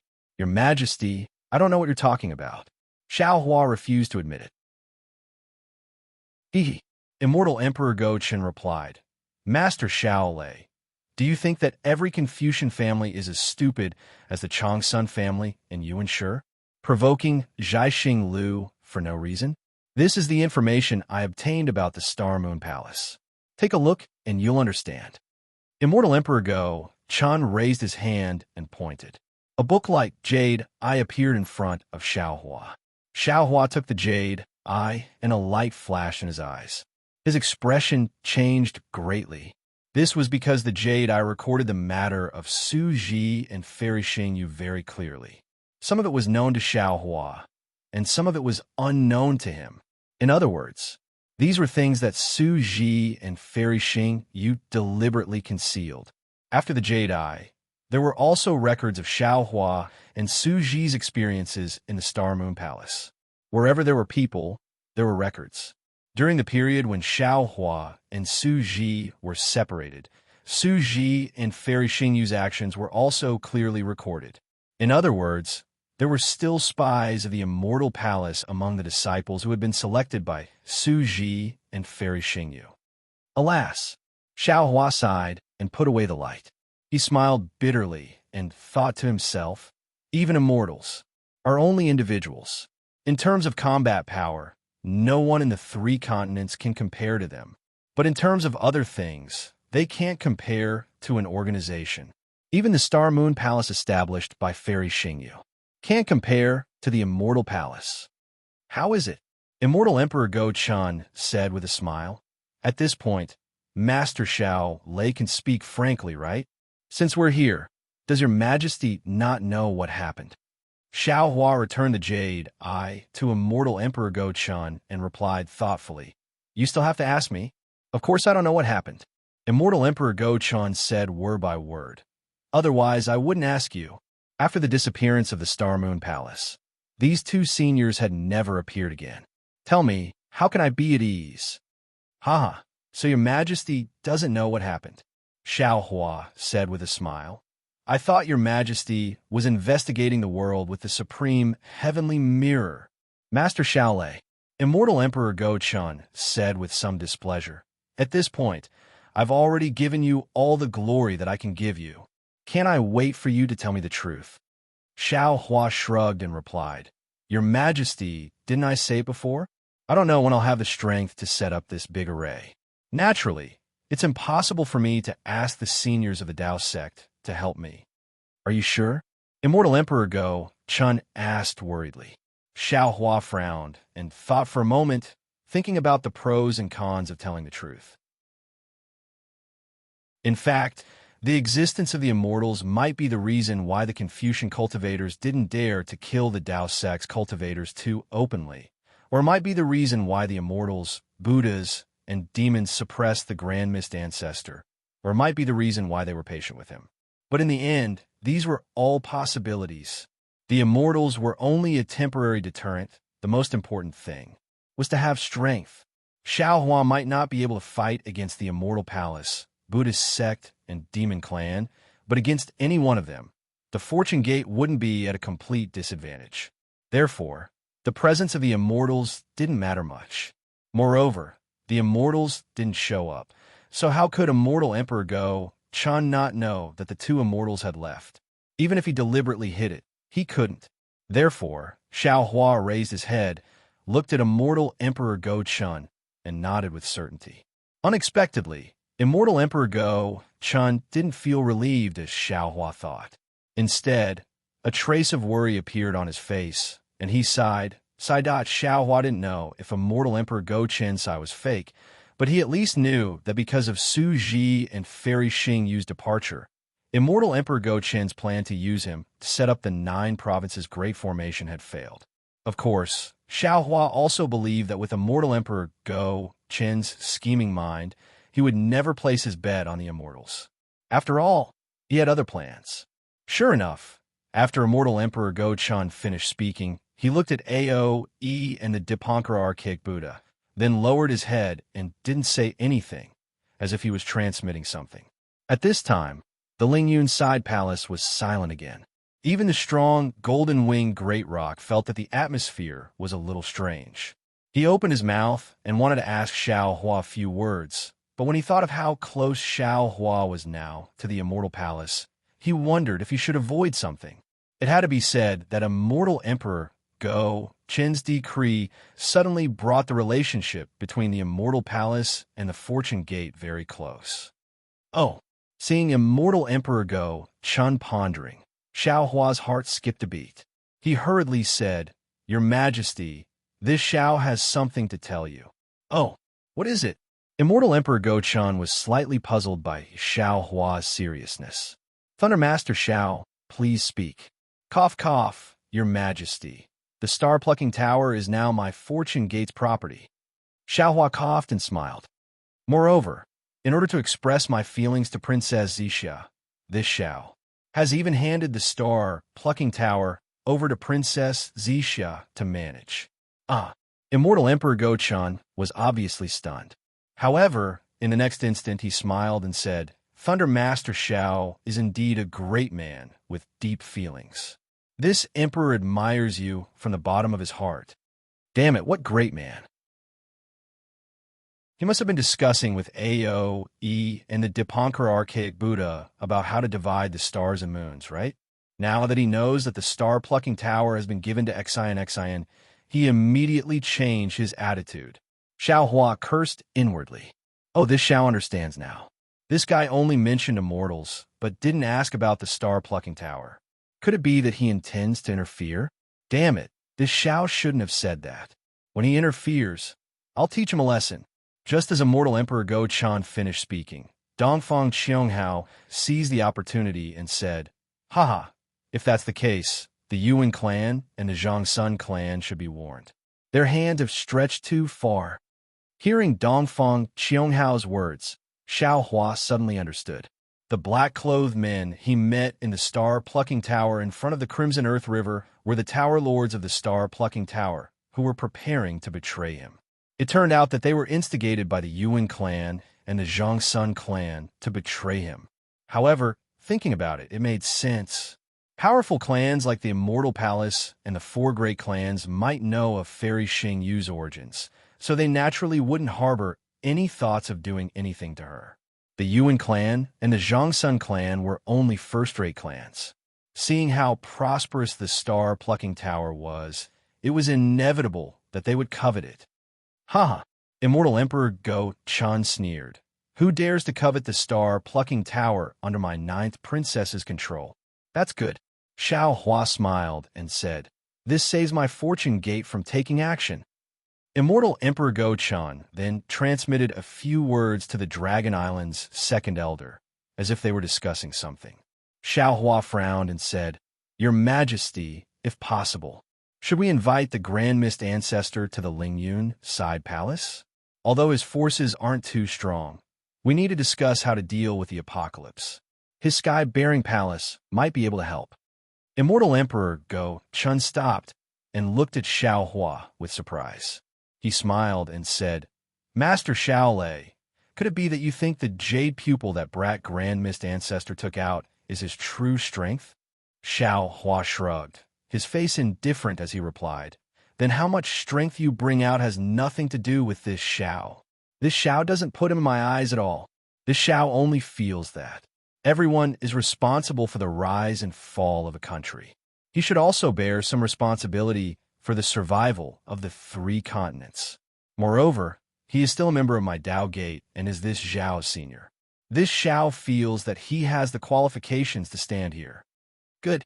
The Golden Rock cheered. Master Xiaolong, it seems like you are still the Master Xiao in this sage's eyes. You are not the kind of person who forgets his friends for a girl. Forgets his friends for a girl? Xiao Hua didn't know whether to laugh or cry. He looked at the Golden Rock and said, Sage Peng, is this Xiao so unbearable? How can you not be? The Golden Rock shouted, Old Go Chun is Master Lei and stuffed his daughter into your arms. You even helped him escape from the Longevity Town. How can you say? Cough, cough. Without waiting for the Golden Rock to finish, Dongfang Qiong Hao coughed twice and said, Sage Peng, the past is the past. Don't mention it again. Ha! The Golden Rock laughed and shouted, Indeed, indeed. If this sage was suppressed, he would definitely kill all his enemies after escaping. Then, he would enter the Great Sage Hall openly. However, the human race is a little strange. Look at that brat Hongming. Back then, he was played by us until he was. Now that he has escaped, he doesn't repent and keeps coming here. Do you think he's tired of living? Could it be that he wants to be stuffed into the eye of the sea? Sage Peng is wrong. Ao, he said with a smile. There was indeed a reason why I didn't kill him back then. Today, Hongming dared to come to the Lingyun side hall. Naturally, he has something to rely on. Isn't it just that his strength has reached the peak of the 3 continents? The Golden Rock sneered. If I'm not happy, I will still kill him. The Yin-Yang Illustration Handbook. The Mystic Armored Pentagram smiled bitterly. Sage Peng, have you forgotten about this treasure? This brat Hongming can be considered a genius. He actually refined the treasure that suppressed him. Now, even if you want to kill him, it won't be easy. There's also Xiao Longshi. Ao Qian, the Lord of the East Sea Dragon Palace, said with a smile. This brat Hongming has a good idea. He and Xiao Longshi are both from the Human Dao sect. As long as Xiao Longshi is here, Xiao Longshi will definitely not let anyone touch him. Furthermore, I am certain that the disciples of the Sky-Bearing Palace Hall have already been sent to every corner of the hidden immortal continent. If anything happens to Hongming, if news of Xiao Longshi colluding with Immortal Emperor Go Chun and working together to kill the cultivators of the Dao sect will definitely spread. Plus, with the matter of Xiao Longshi and Princess Xixia, who won't believe this rumor? At that time, not only will Xiao Longshi's reputation be damaged, even the Immortal Emperor will be implicated. Maybe some stories will even spread. Humph. Immortal Emperor Go Chun snorted. Hongming's strength is nothing, but his scheming is 100 times stronger than Xiao Longshi's. Xiao Longshi, you must be careful. Haha. Dongfang Qiong Hao laughed and pointed at immortal Emperor Go-chun. Your Majesty, Xiaohua is a Taoist Mahayana realm cultivator. He is an enemy of us Confucian cultivators, but this old official can't hear any hostility from your words.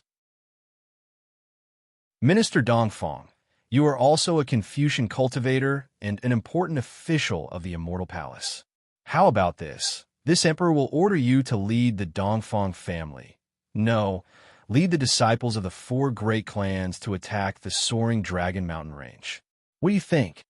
Immortal Emperor Go-chun asked with a faint smile. Dongfang Qianghao didn't hesitate and said seriously, "Of course. However, back then, when we suppressed Hongmeng, we had to involve the demon race and the Buddhist sect. Today, the Fortune Gate is much stronger than Hongmeng. This old official wants to ask for your Majesty's favor. In the soaring Cloudside Palace, we will attack together with the Great Sage Hall, Thunder Sound Temple, and the Dragon Island and Exquisite Temple." Dongfang Qianghao and the others' words were full of ridicule, but in fact there was a hint of flattery. This was extremely rare from the supreme cultivators of the 3 continents. Of course, this wasn't only because of Xiaohua's strength. It was also because the current situation was very delicate. Immortal Emperor Go-chun took the initiative and used Princess Zixia to win over Xiaohua. If the Dongfang family, the dragon race, and the demon race wanted to win over Xiaohua, they had to do it from another angle. Otherwise, the balance of the 3 continents would be disrupted, and who knew which side would suffer. However, Xiaohua's mind wasn't here. He frowned and said, "Everyone, this Xiao has already said that the Fortune Gate is the same as the Xiao country. It will never be a hegemon. As long as this Xiao is here, I will restrain my disciples. You don't have to worry. Now, the 3 continents are showing signs of the end of the world. Strange insects have appeared at the borders of the 3 continents and will soon sweep towards the central region. We don't have much time left. If we don't discuss a suitable countermeasure, the 3 continents will be in danger." Amitabha, Lord Guanyin, the Dipankara archaic Buddha smiled and said, "You keep saying that the world is showing signs of the end of the world, but have you really seen the end of the world?" Xiaohua was at a loss for words. Of course, he couldn't say that he had seen the end of the world in the ruins. If that brat Primordial Meng was here, he definitely wouldn't rush us like this, nor would he say such things. Dongfang Qianghao smiled and said, "He only knows how to wait. Only by waiting will there be benefits. He only hopes that everyone can start from the latest chapters. The story of the immortal world and the desolate era is in everyone's hands." The 3rd place winner tearfully asks for subscriptions. If the subscriptions exceed 1,000, the immortal world will be opened. If the monthly votes exceed 100, the next chapter will be opened. If the monthly votes exceed 1,000, the next chapter will be opened. How Xiaohua went against the light to become a martial saint will depend on everyone. The 3rd place winner thanks everyone. Chapter 4671. Benefits. When Xiaohua heard this word, he couldn't help but burst into laughter. He had never taken the benefits of the 3 continents seriously. As such, he had never thought about it. Yet, many people who talked about the people of the world had placed benefits in their hearts. Could it be? After Xiaohua understood, he said with righteous indignation, "You're not discussing how to resist the world exterminating strange insects here in the Lingyun Side Hall. Instead, you're discussing how to divide the benefits?" Thunder Master Xiao is wrong. Dongfang Qianghao replied without the slightest hint of awkwardness. "We're discussing how to resist the world exterminating strange insects, but at the same time, we're also dividing the areas of influence." Amitabha, the Dipankara archaic Buddha's world lord chanted, "Wasn't this matter caused by Banti Guanyin?" "Sai, I understand now." Xiaohua nodded slightly. "If we don't divide the areas of influence, how can we determine who is resisting the strange insects? If we didn't find a suitable place for our Fortune Gate disciples in the 3 continents and 4 seas, how can you let our Fortune Gate disciples resist the strange insects?" Indeed, the profound armored Pentaceratops nodded. That's why the immortal emperor didn't invite that brat Grandmiss to the Ling Yun side hall. He's not qualified. Yes, it's precisely because the Grand Mist ancestor saw through the true meaning of the Jade Lake's gathering that he was willing to shamelessly wait outside. He was willing to reveal part of his forces in order to obtain the qualifications to enter. Xiao Hua said slowly, because today's Jade Lake gathering is a grand event to divide the forces of the world. After today, he won't be qualified to stand on the stage of the 3 continents. Yes, what can be obtained with just a few words today will be obtained with blood and battle tomorrow. How can he be willing to withdraw so easily? Immortal Emperor Go Chun replied meaningfully. Good.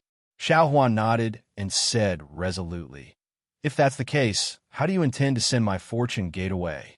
Thunder Master Xiao. Immortal Emperor Go Chun said unhappily, how can you say that you're sending us away?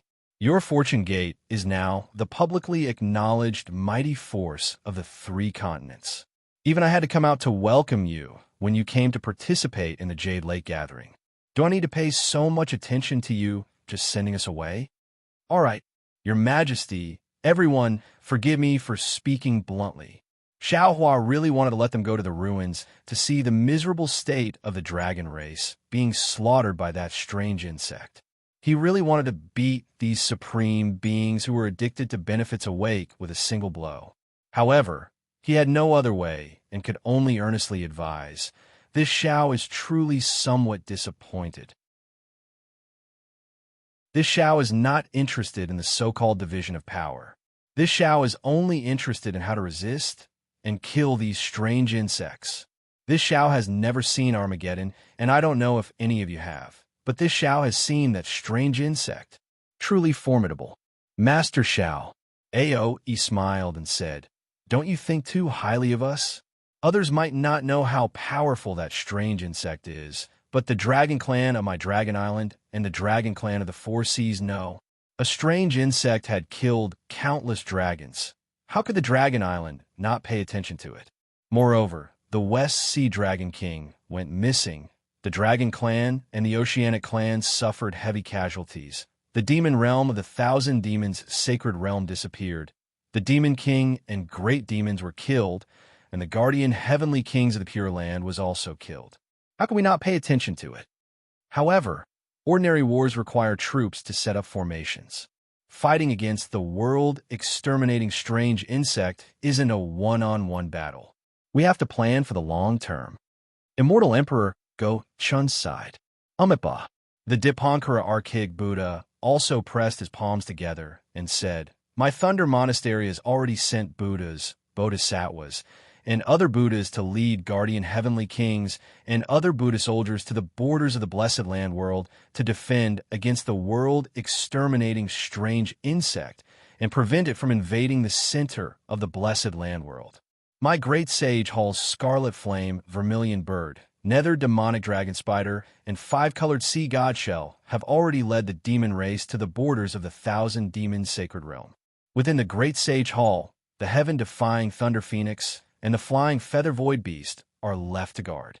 Master Xiao, Immortal Emperor Go Chun smiled and said, I have already sent troops to the borders of the buried immortal mainland. The 4 great families and the 100 schools of thought have already sent troops. Did your star, Plucking Tower, not receive any news of this? He. Xiao Hua also smiled and said, the Star-Plucking Tower is currently under Princess Zixia's control. If she doesn't tell this Xiao wouldn't dare to casually ask her. Please don't. Immortal Emperor Go Chun curled his lips and said, you are the sect master of the Fortune Gate, and she is only your wife. You have to be clear about who the head of the Fortune Gate is. Don't regret it in the end. Xiao Hua opened his mouth wide and looked at Immortal Emperor Go Chun in a daze with an exaggerated expression. If this was the secular world, how could a father-in-law speak to his son-in-law like this?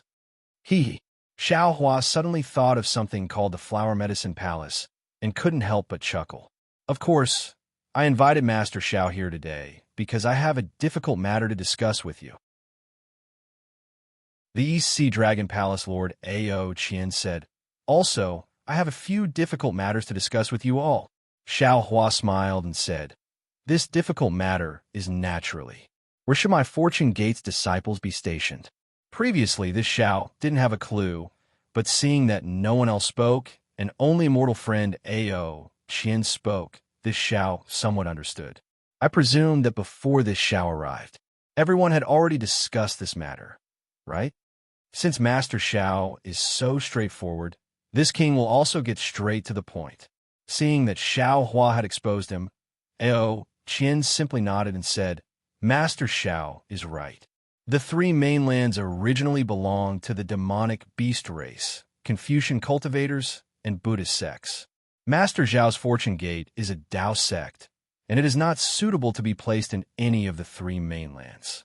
With this suspicion, it will be difficult to work together to deal with a world-destroying strange insect, and it will be impossible to work together. Rather than this, Master Xiao and the Fortune Gate might as well look elsewhere. I'm afraid it's the West Sea. Xiao Hua's eyes narrowed as he asked thoughtfully. That's right. The East Sea Dragon Palace's Lord Ao Qian looked at Ao E and shut his mouth. The Dragon Island's second elder Ao E nodded and said, Master Xiao has also been to the Dragon Island and participated in the Dragon Island's training.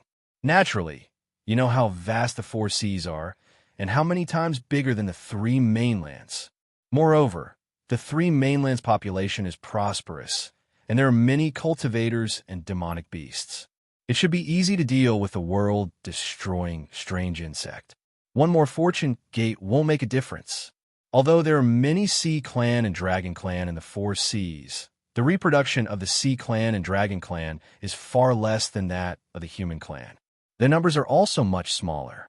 Therefore, the Dragon Palace of the Four Seas is already struggling to defend the Four Seas.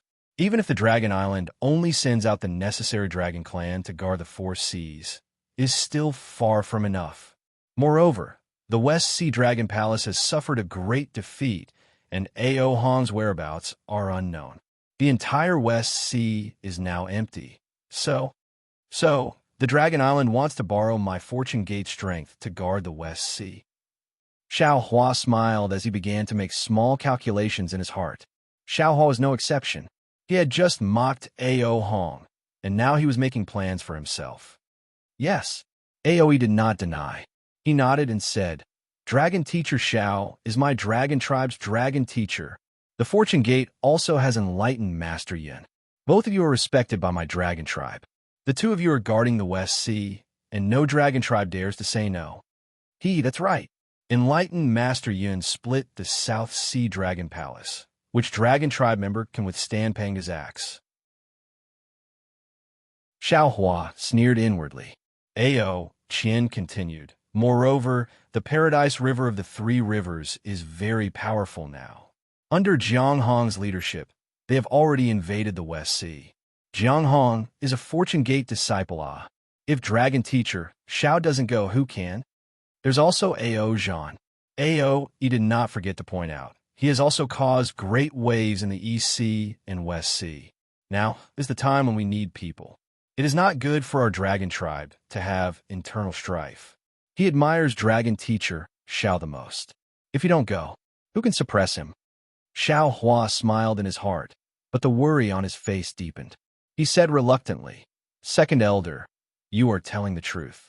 I also want to agree, but my Fortune Gate disciples are all humans. Jiang Hong and the other Dragon Tribe members are only a small part. I can go to the West Sea with enlightened Master Yun, but how can I let the Fortune Gate disciples go? Moreover, my Fortune Gate has a good foundation in the soaring Dragon Mountain range. How can I just give it up? It's not appropriate. Not appropriate. This old man does not intend to let Dragon Teacher Xiao give up the soaring Dragon Mountain range. Ao E replied cunningly. Once Dragon Teacher Xiao defeats the world-destroying strange insect, he can naturally lead the Fortune Gate disciples back to the soaring Dragon Mountain range. Cough, cough. Immortal Emperor Gaochen coughed twice. He did not care about his dignity as an immortal emperor and said, Second Elder, what you said is wrong. How could Xiao Lei return empty-handed when he went to the West Sea? How can a small soaring dragon mountain range accommodate the Fortune Gate's ferocious army? Immortal Emperor Gauchen's current mood was no different from the Grand Mist ancestor outside the soaring Cloud Faction Hall. One was shameless and wanted to enter the soaring Cloud Faction Hall by any means possible. If he lost this opportunity, he would not have the chance to stand on the stage of the three continents. The other was shameless and wanted to invite the Fortune Gate disciples away from the soaring Dragon Mountain range by any means possible. If he lost this opportunity, he would not have the chance to invite Xiao Hua to leave. Old Man Gauchen. He did not care about Immortal Emperor Gauchen's attitude. He smiled and said, "It's not that my Dragon Island doesn't agree. It's just that Dragon Teacher, Xiao, doesn't care about my West Sea. He is a human, and he still prefers to stay on the continent." That.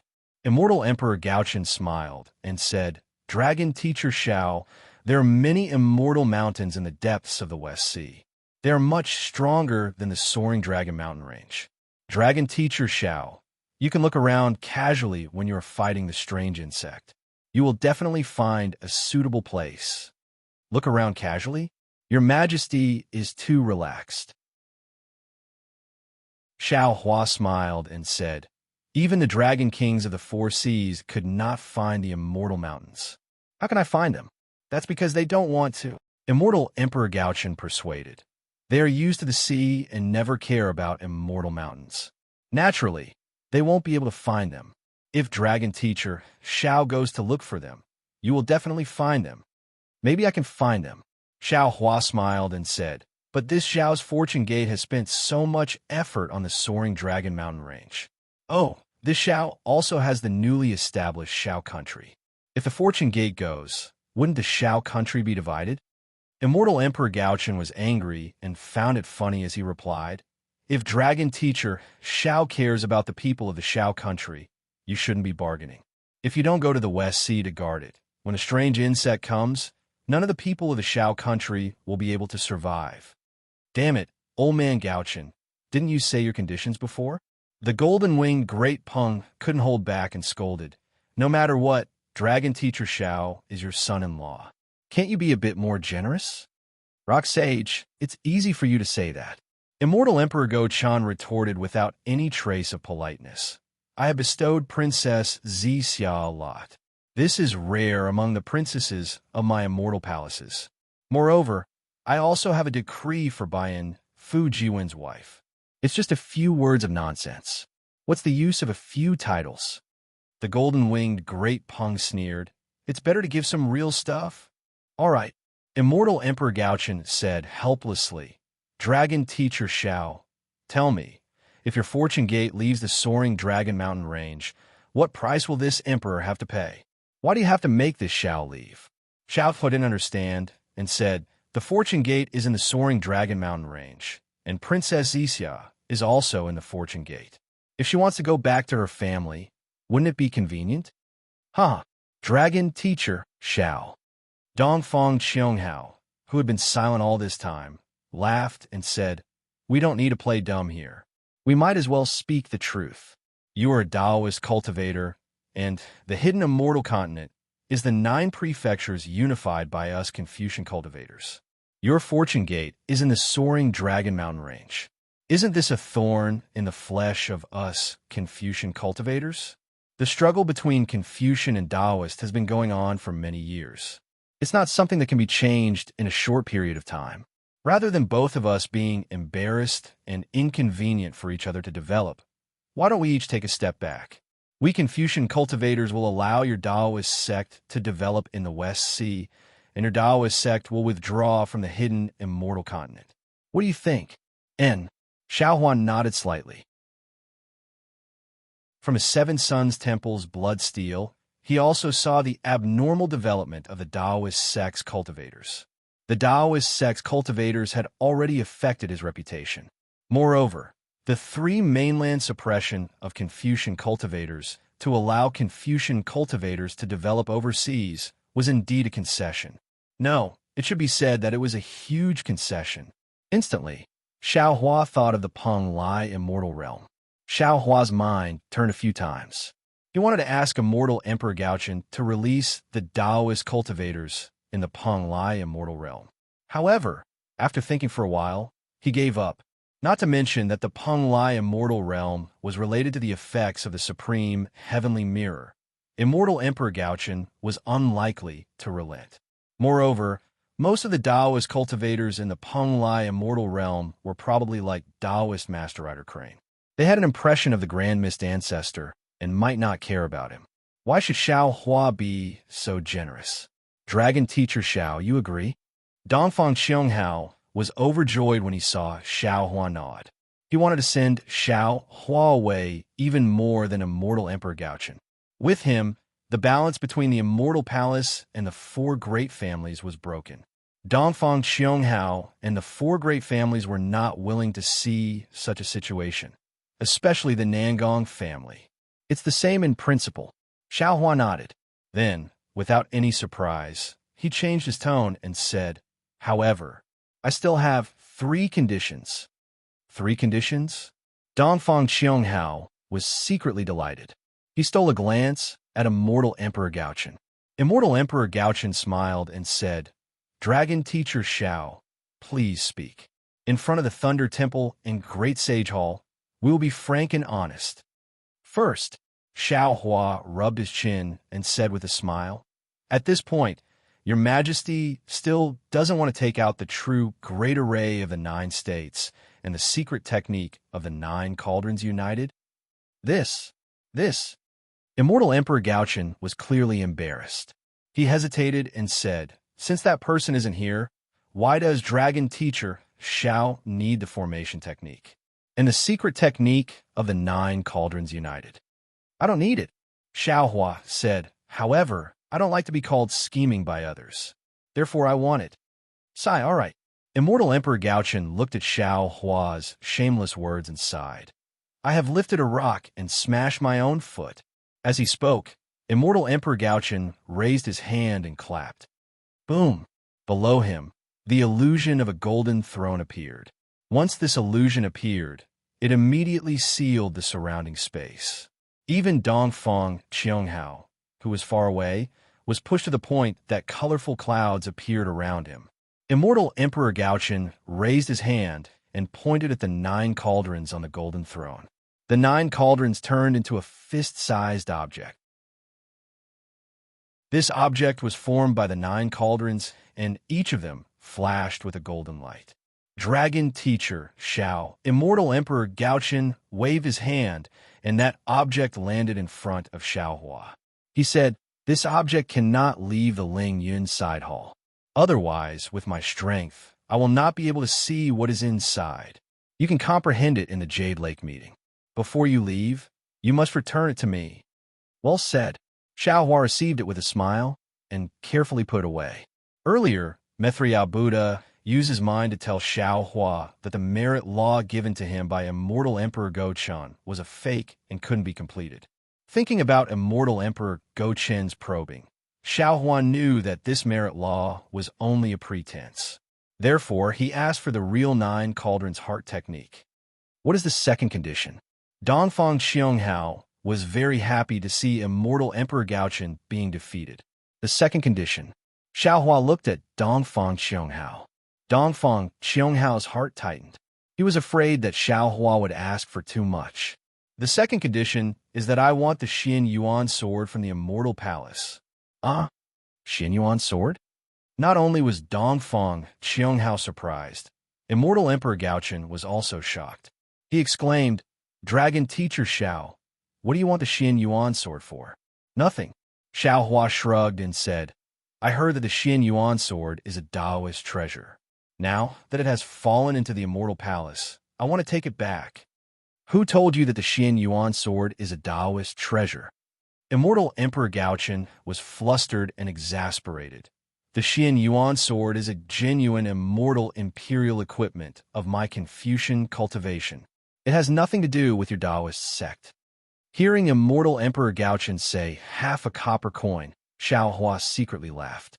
However, he still insisted, "Whether it is a Taoist treasure or not, I want it.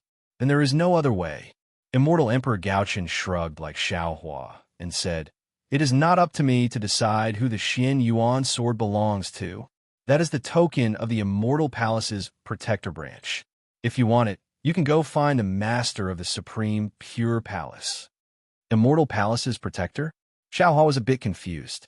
That day, the master of the Supreme Pure Palace easily gave the Xian Yuan sword to Wen Shu. He already had some doubts in his heart. Dongfang Qianghao explained, Immortal Palace's protector is the protector of the Immortal Palace. That Xian Yuan sword. It is also something that can resist the Immortal Emperor's Son of Heaven's sword. If the Immortal Palace's protector discovers that the Immortal Emperor is committing crimes and harming the interests of the Immortal Palace, the Xian Yuan sword will be unsheathed. This Immortal Palace's protector branch is completely loyal to the Immortal Palace, to the Confucian cultivators, and not to a certain family. Immortal Emperor Gaochen said indifferently, Even if my beloved Dongfang can enter the Immortal Palace and sit on my golden throne, the master of the Supreme Pure Palace will still unsheath the Xian Yuan sword if he discovers that you have any ill intentions. So that's how it is. Xiaohua finally understood the difficulties of the master of the Supreme Pure Palace back then. Facing the person who loves him, facing his mission, he must make a choice. As a man, his choice is not wrong. But as a woman, his choice is very cruel. Suddenly, Xiaohua had a feeling that he had fallen into a trap. He almost jumped up. I have no reason to encourage Wen Shu to ask for the Xian Yuan sword. Isn't this a trap for myself? Perhaps the master of the Supreme Pure Palace wants to exchange something for the tenderness like water sword, and already has this plan? Damn it! Xiaohua gritted his teeth and cursed in his heart. Everyone in this world is not easy to deal with. There is no such thing as a free lunch in this world. Then Xiaohua said fiercely, Since Your Majesty cannot agree to this Zhao's second condition, then this Xiao has no choice but to change my second condition. Immortal Emperor Gaochen said unhappily, It's not that I don't agree, but I cannot agree to your condition. All right, Xiaohua nodded. Then this Zhao's second condition will also be simple. This old man is all ears. Dongfang Qianghao smiled and nodded. Xiaohua said, The Xiao country of the Gun Prefecture is this Zhao's Xiao country, and also the Xiao country of its people. This Xiao promises that it will also be the only country of my fortune gate on the hidden immortal continent. Moreover, the Xiao country's territory will not increase by an inch from today onwards. However, Your Majesty, please issue a decree that the surrounding countries of Confucian cultivators should not have any ideas about the Xiao country. Otherwise, my fortune gate will not agree. AI, Thundermaster Xiao, your fortune gate has already left the soaring Dragon Mountain range. Why you still have to leave behind some tails? Immortal Emperor Gaochen sighed. What's the point of doing this? The ones my fortune gate left behind in the Xiao country should be the disciples from the soaring Dragon Mountain range. They will be led by Xiong, Yi, and the others, and will not affect Your Majesty's rule. Of course, if there are no more Taoist countries in the 3 continents, then the Xiao country will naturally have no value. Xiaohua thought for a moment and took half a step back.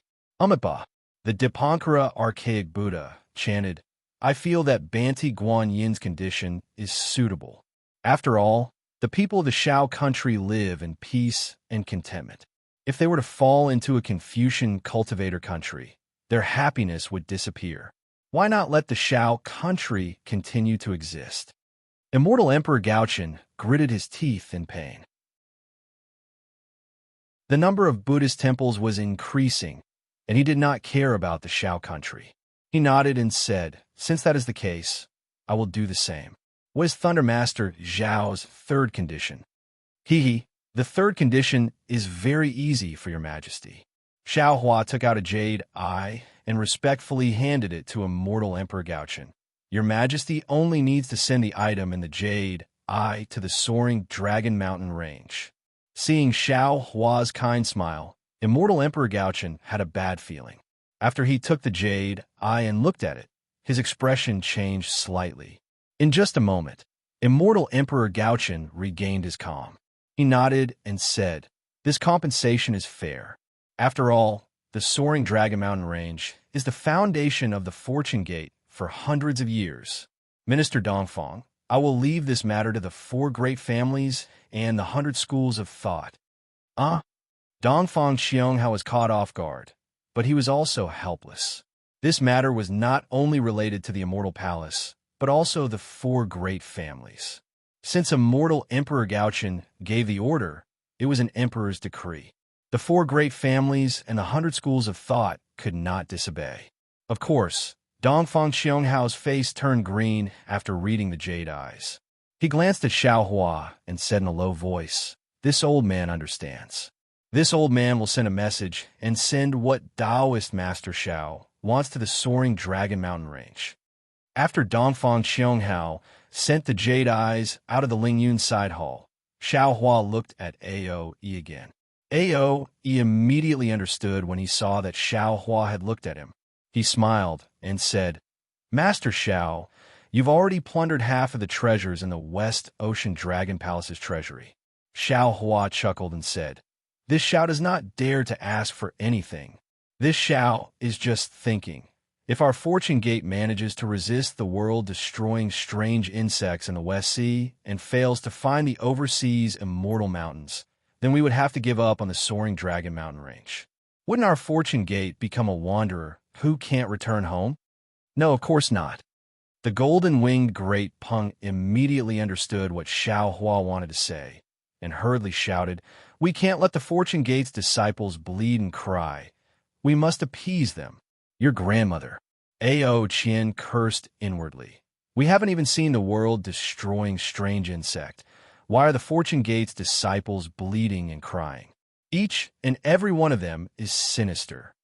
Ao Yi glanced at Ao Qian and asked Xiaohua in a low voice, "Dragon Master Xiao, could it be the Ao?" He looked at Ao Qian again as he said that. "Impossible, impossible, impossible." Ao Qian's dragon body expanded in an instant, and the silvery white flames around him soared to the sky. He roared, "The Fortune Gate is just a branch of the human race. How can they enter my West Sea Dragon Palace? Not to mention this king, even the North Sea Dragon Palace and South Sea Dragon Palace will not agree. Second Elder, if you are an elder of my dragon race, you will not agree to this condition. If Dragon Master Zhao's Fortune Gate wants to set up defenses in the West Sea, my Dragon Palace of the 4 Seas will welcome him. If he is unwilling to go, he can go wherever he wants. My Dragon Palace of the 4 Seas would rather die in battle than give up the West Sea Dragon Palace's position." Xiaohua naturally coveted the West Sea Dragon Palace's position in his heart, and he had planned this from a long time ago. However, when he saw the East Sea Dragon King's anger, he only needed to set up defenses, and he obtained a lot of benefits from the Confucian cultivator. Although the Dragon Island in front of him wanted to interfere with the Dragon Palace of the 4 Seas, the Dragon Palace of the 4 Seas also needed his help, so he couldn't make unrealistic demands. Thus, Xiaohua smiled and said, "Fellow immortal Ao, it seems. This Xiao hasn't finished saying my request, right? Say it, say it." Ao Qian coldly said, "If you don't covet my West Sea Dragon Palace's throne, why would you send Jiang Hong to invade the West Sea? Why would you threaten my dragon race again? You've really wronged my Fortune Gate's disciple." Xiaohua rubbed his nose and laughed. Jiang Hong heard that there were strange insects in the West Sea, so she led the dragon race there. Moreover, this Xiao's condition is to wait until the West Sea's strange insects are killed, then let the Second Elder see if he can give the other half of the West Sea's treasury to my Fortune Gate. Ao Qian was a little surprised, but he still didn't believe Xiaohua, so he looked at Ao Yi. How could Ao Yi admit that he was talking about the West Sea Dragon Palace's throne?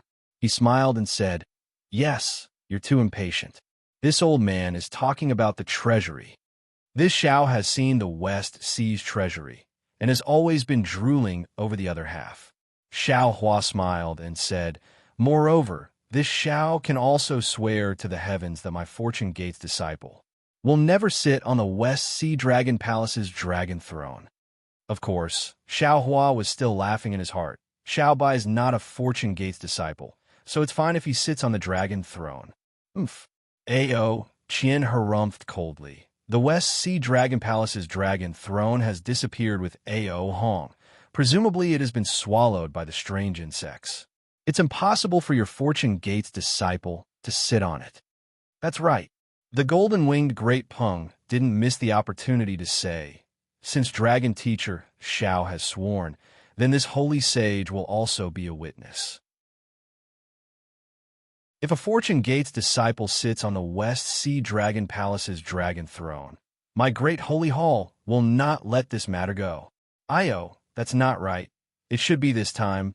This holy sage will not interfere in the future. N. The Lord of the East Sea's dragon body shrunk and nodded. If that's the case, after repelling the strange insects, my Dragon Palace of the Four Seas is willing to hand over the West Sea Dragon Palace's treasury to the Fortune Gate as a token of gratitude. However, this matter will need to be discussed in detail in the future. Excellent, excellent. Mithriel Buddha, who had been silent all this time, joined his palms together and said, since that's the case, let us discuss some other difficult matters. Namo Mithriel Buddha, please wait a moment. Xiao Hua smiled and joined his palms together. Since the Fortune Gates matter has come to an end, then, shouldn't we let the sky-bearing palace bear some responsibility? Immortal Emperor Gaochen nodded and said, that's right. Dragon Teacher Zhao's words are in line with this emperor's thoughts. We, the Confucian cultivators, have already promised the Tao Gate that we can develop outside the West Sea. Naturally, the Tao Gate should bear some responsibility. Since the sky-bearing palace belongs to the Tao Gate, then it should be like the Fortune Gate and go to the West Sea to resist the strange insects. Inform Ancestor Grand Mist. Outside the soaring cloud-side palace, the Grand Mist Ancestor, Taoist Rider Crane, and Anya Z stood with their hands behind their backs. Although they were whispering to each other, their gazes were constantly on the soaring cloud-side palace's door. However, the three of them had different expressions. Taoist Rider Crane and Anya Z were obviously anxious, and in just a short moment, they had already glanced at the door several times. On the other hand, the Grand Mist Ancestor was indeed an ambitious and ruthless character. Although he occasionally glanced at the door, most of the time, he was calm and indifferent. In the end, Taoist Rider Crane couldn't take it anymore. He looked at the ferocious immortal generals in front of the soaring cloud-side palace and whispered, Sect Master, how long has it been? Are we still waiting here? No matter what, we are still high-level cultivators of the Tao Gate. Are we going to stand here like beggars? It feels like we are waiting for the immortal palace to give us leftovers. The taciturn Anya Z also chimed in, Sect Master, our sky-bearing palace doesn't rely on the Fortune Gate. Isn't our development in the hidden immortal continent very good? Why do we have to stick our warm faces to their cold buttocks? We are being looked down on for no reason. Oomph. Grand Mist Ancestor snorted coldly and glanced at the two of them. He understood that most cultivators were obsessed with cultivation and didn't understand the art of politics. Anya Z and Taoist Rider Crane were considered famous figures in the sky-bearing palace, but they couldn't see the current situation clearly. The Grand Mist Ancestor explained the current situation in a low voice. His analysis was exactly the same as what Immortal Emperor Go-Chun had said. In the end, he said, if we can't enter the soaring cloud-side palace and participate in the Jade Lake Gathering, our sky-bearing palace will lose our best chance. Of course, it's not like we don't have a chance in the future, but in the future, Xiao Hua's Fortune Gate will definitely attack our sky-bearing palace. We can't fight for such good conditions anymore. What if? Anya Z hesitated and probed. The Fortune Gate, Buddhist sect, Thunder Sound Temple, and Great Sage Hall reach an agreement and join forces to destroy our sky-bearing palace? Hee hee. The Grand Mist Ancestor laughed arrogantly. So, this old man is betting that Xiao Hua won't do that. Taoist Rider Crane's expression changed slightly. He looked at Anya Z, and the two of them had fear in their eyes. Xiao Hua has always prided himself on being benevolent and magnanimous. If this old man deliberately avoided him, it would be as he wished. However, this old man took the risk and delivered himself to his door. This old man wants to see. The Grand Mist Ancestor laughed and said indifferently, "What will the famous Taoist Xiao do?" "Sec Master, how confident are you?" Taoist Rider Crane asked in a low voice. "Not even half."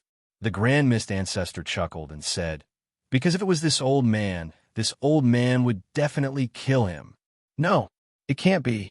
Taoist Rider Crane saw that the Grand Mist Ancestor's words were completely different from what he had said before coming to the soaring cloud-side palace. His face turned pale, and he whispered, "If the Sect Master isn't confident, he's going to walk into the trap?" "Huh." The Grand Mist Ancestor laughed when he saw how nervous Taoist Rider Crane and Anya Z were.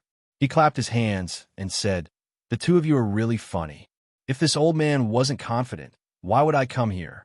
Previously, we didn't have a chance." This old man endured humiliation and hid from the Immortal Palace's pursuit. Now that this old man dares to come here, how can I not have a chance? Don't worry. Xiao Hua claims to be the leader of the Taoist Gate. Since he dares to erect a bloodsteel in the Seven Sun Shrine, he definitely won't let the Immortal Palace make a move on the Sky-Bearing Palace. Moreover, if he wanted to make a move, why would he wait until now? He has plenty of chances in the Longevity Town. Yes, this subordinate understands. Taoist Rider Crane and Anya Z nodded their heads.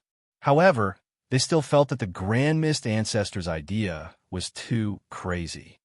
Also, the Grand Mist Ancestor lost his composure and revealed some of his thoughts. He didn't think that it would affect his subordinates so much. He smiled regretfully and said, "The two of you aren't at the Taoist Gate's Mahayana realm, even if the Immortal Palace wants to." Just as the Grand Mist Ancestor was speaking, a thunderous voice rang out from the soaring cloud-side palace. "Summon the Grand Mist Ancestor." "Ha!" The Grand Mist Ancestor stopped and laughed loudly. "What do you think of this old man?" "Congratulations, Sect Master." Reverend Rider Crane and Anya Zizi replied respectfully with smiles on their faces. "Let's go. Follow this old man to the soaring cloud-side palace." The Grand Mist Ancestor seemed to be elated as he waved his hand. "Sect Master, please." Taoist Rider Crane and Anya Z bowed and invited the Grand Mist Ancestor to go first. Unfortunately, the Grand Mist Ancestor only flew for a short while before he was blocked by the immortal general of the soaring cloud-side palace. The Grand Mist Ancestor frowned and said, "This old man is the Grand Mist Ancestor. The Immortal Emperor has issued a decree. Why aren't you moving out of the way?" The Immortal General looked at the Grand Mist Ancestor with disdain and said indifferently, "This general is here to guard the door. Without the Immortal Emperor's decree, no one is allowed to pass." Damn it! The Grand Mist Ancestor immediately understood the meaning of those words. He raised his head and looked at the side of the door. Indeed, there was another Immortal General guarding the side door. Thinking back to Xiao Hua's glory when he entered the soaring cloud-side palace and his current predicament, the Grand Mist Ancestor gritted his teeth. However, he took a deep breath and regained his composure. His figure flashed as he brought Taoist Rider Crane and Anya Z to the side door.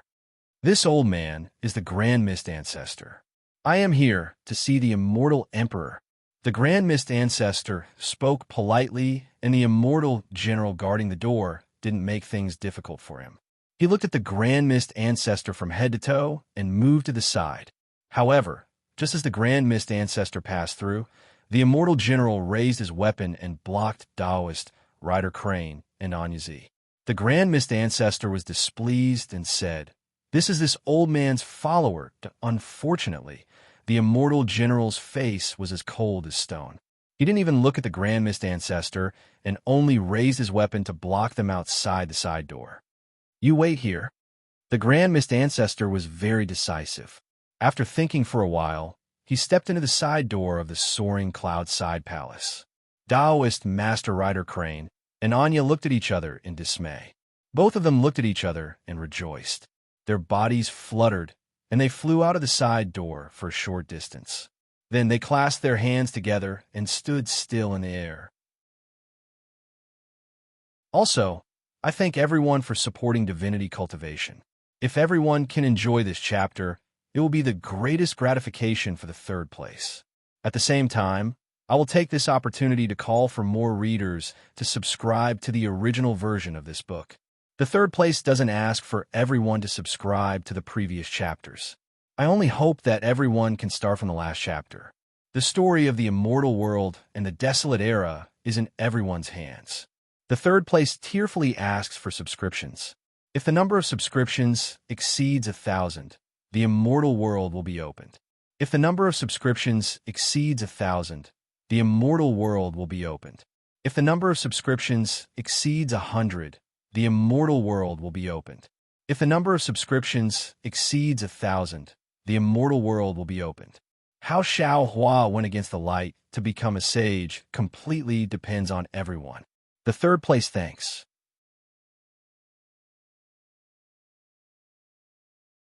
Chapter 4672. At this moment, near the huge Lingyun side palace, millions of Aoran Chi pillars were still roaring in the stalactite palace. Countless clouds condensed and flashed with a dazzling brilliance. This brilliance was like the sun and the moon, illuminating the entire space. However, where there was light, there was also darkness. The darkness was like the wrinkles of time, occasionally appearing where there was light. Within the wrinkles, there would occasionally be many black spots. These black spots were either hidden in the void or in the darkness. They didn't emit any magic power fluctuations. They were really like black spots that couldn't be easily discovered. However, where the black spot was, the light was swallowed up by the wind of time. Strands of light that seemed to be hollowed out were produced in an uncanny manner. They were like flowers blooming in the multicolored light screen. When the layers of black spots gradually became denser, within the orange chi pillars, a fist-sized black shadow appeared. This shadow wasn't full. Instead, it was like a thin image. However, this shadow gradually elongated and could be seen clearly. Wasn't this the world-destroying strange insect that Xiao Hua mentioned? Half of this strange insect's eyes was its head. There were two long antennae on its head, which were swaying at will. As the antennae swayed, the flake-like shadow strangely folded and extended in the light. After a while, the strange insect seemed to have swallowed the light, and its entire body began to bulge. However, it only bulged a few inches. In the middle of the strange worm's body, layers of grayish patches had just appeared when the entire body of the strange worm collapsed. Soon after, the shattered pieces transformed into even smaller illusionary figures that hurriedly seeped into the multicolored light. The halberd-like hind legs of each illusionary figure flashed with a bright light that was different from the multicolored light. The supreme experts of the three continents gathered in the Lingyun side palace to discuss how to resist the strange insect from the outer realm. They thought that the strange insect from the outer realm invaded the three continents from the boundary of the world. They didn't expect that the strange insect from the outer realm had invaded the three continents through the veins of the void. Now, it had already spread throughout the void of the three continents. Immortal Palace, Thunderclap Temple, Dragon Island, and the Great Holy Temple wanted to set up a defense line between the three continents and the four seas, but now the three continents had become a defenseless slaughterhouse. Immortal Emperor Go-Chun was in charge of the side palace, but due to his carelessness, he didn't notice this anomaly. The Grand Mist Ancestor was even more unaware of this matter. At this time, he had already passed through the side door of the side palace and was greeted by the sight of 5 majestic mountains towering under the blue dome of heaven. A vigorous feeling immediately rose from the bottom of his heart, as if his blood was boiling. The Grand Mist Ancestor opened his mouth and let out a long roar. His body suddenly expanded and turned into 2 black and white rays of light that shot toward the top of the thunderbolt, where Xiao Hua was. Oomph! Xiao Hua didn't say anything, but the lightning Taoist was a little displeased. He snorted coldly, and 100 zhong long lightning bolt appeared in front of the Grand Mist Ancestor with a loud boom. Ha ha, Thunderbolt Immortal, are you welcoming me? The Grand Mist Ancestor laughed heartily and rubbed his hands together. Kacha! More than 10 black and white rays of light appeared in the space around him and landed on the lightning bolt like stars surrounding the moon. It was very strange. ZZZT. A sound similar to cold water falling into a pot of hot oil rang out. The black and white rays of light actually penetrated the lightning bolt and turned into threads of light that completely entangled the lightning bolt. Amidst the crackling sound, the 100-jong long lightning bolt collapsed and disappeared, but however, the moment the lightning bolt disappeared, a scarlet-red lightning bolt pounced out like a spirit snake and slammed into the Grand Mist Ancestor's left shoulder with lightning speed.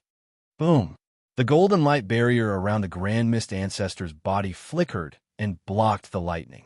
However, the Grand Mist Ancestor's body staggered as he came to a stop. The smug look on his face was replaced with shock, shame, and anger. Fellow Taoist Thunderbolt. The Grand Mist Ancestor stood there and lowered his head to look at the golden light on his left shoulder. What is the meaning of this? A brat who hasn't reached the peak of the Grand Ascension realm dares to stand shoulder to shoulder with me. The Lightning Taoist didn't know any modesty and scolded without any trace of politeness. Ha ha! Xiaohua laughed and said, Fellow Taoist Grand Mist, although the Lightning Taoist's words aren't pleasant to hear. He has good intentions. Don't forget, today you and I are guests at the High Cloud Side Hall. If you want to sit down, I'm afraid you have to see Immortal Emperor Gochin first, right? If you come here directly, it will be rude and make the Confucian cultivators, Buddhist sect, and demon races experts laugh at you. Damn it! The Grand Mist Ancestor cursed in his heart. Of course, he knew that he had to see Immortal Emperor Gochin before entering the Lightning Mountain, but he didn't plan to sit down first. However, before he could get close, the Thunderbolt Immortal blocked his way. The Grand Mist Ancestor took a deep breath and cupped his hands towards the Lightning Taoist. I see. Then this old man is wrong.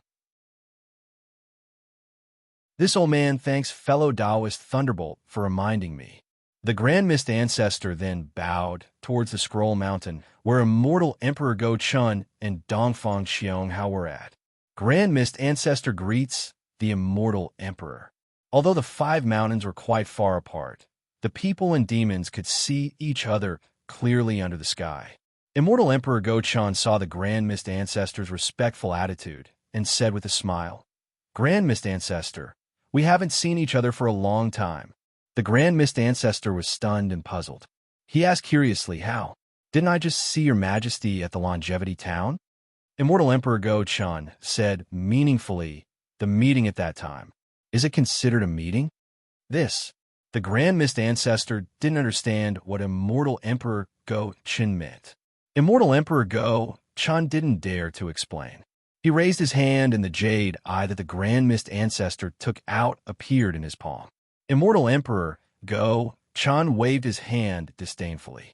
The jade eye was carried by a cloud and slowly floated in front of the Grand Mist Ancestor. This emperor doesn't care to take out such an eyesore. Immortal Emperor Gochin smiled faintly and raised his hand again.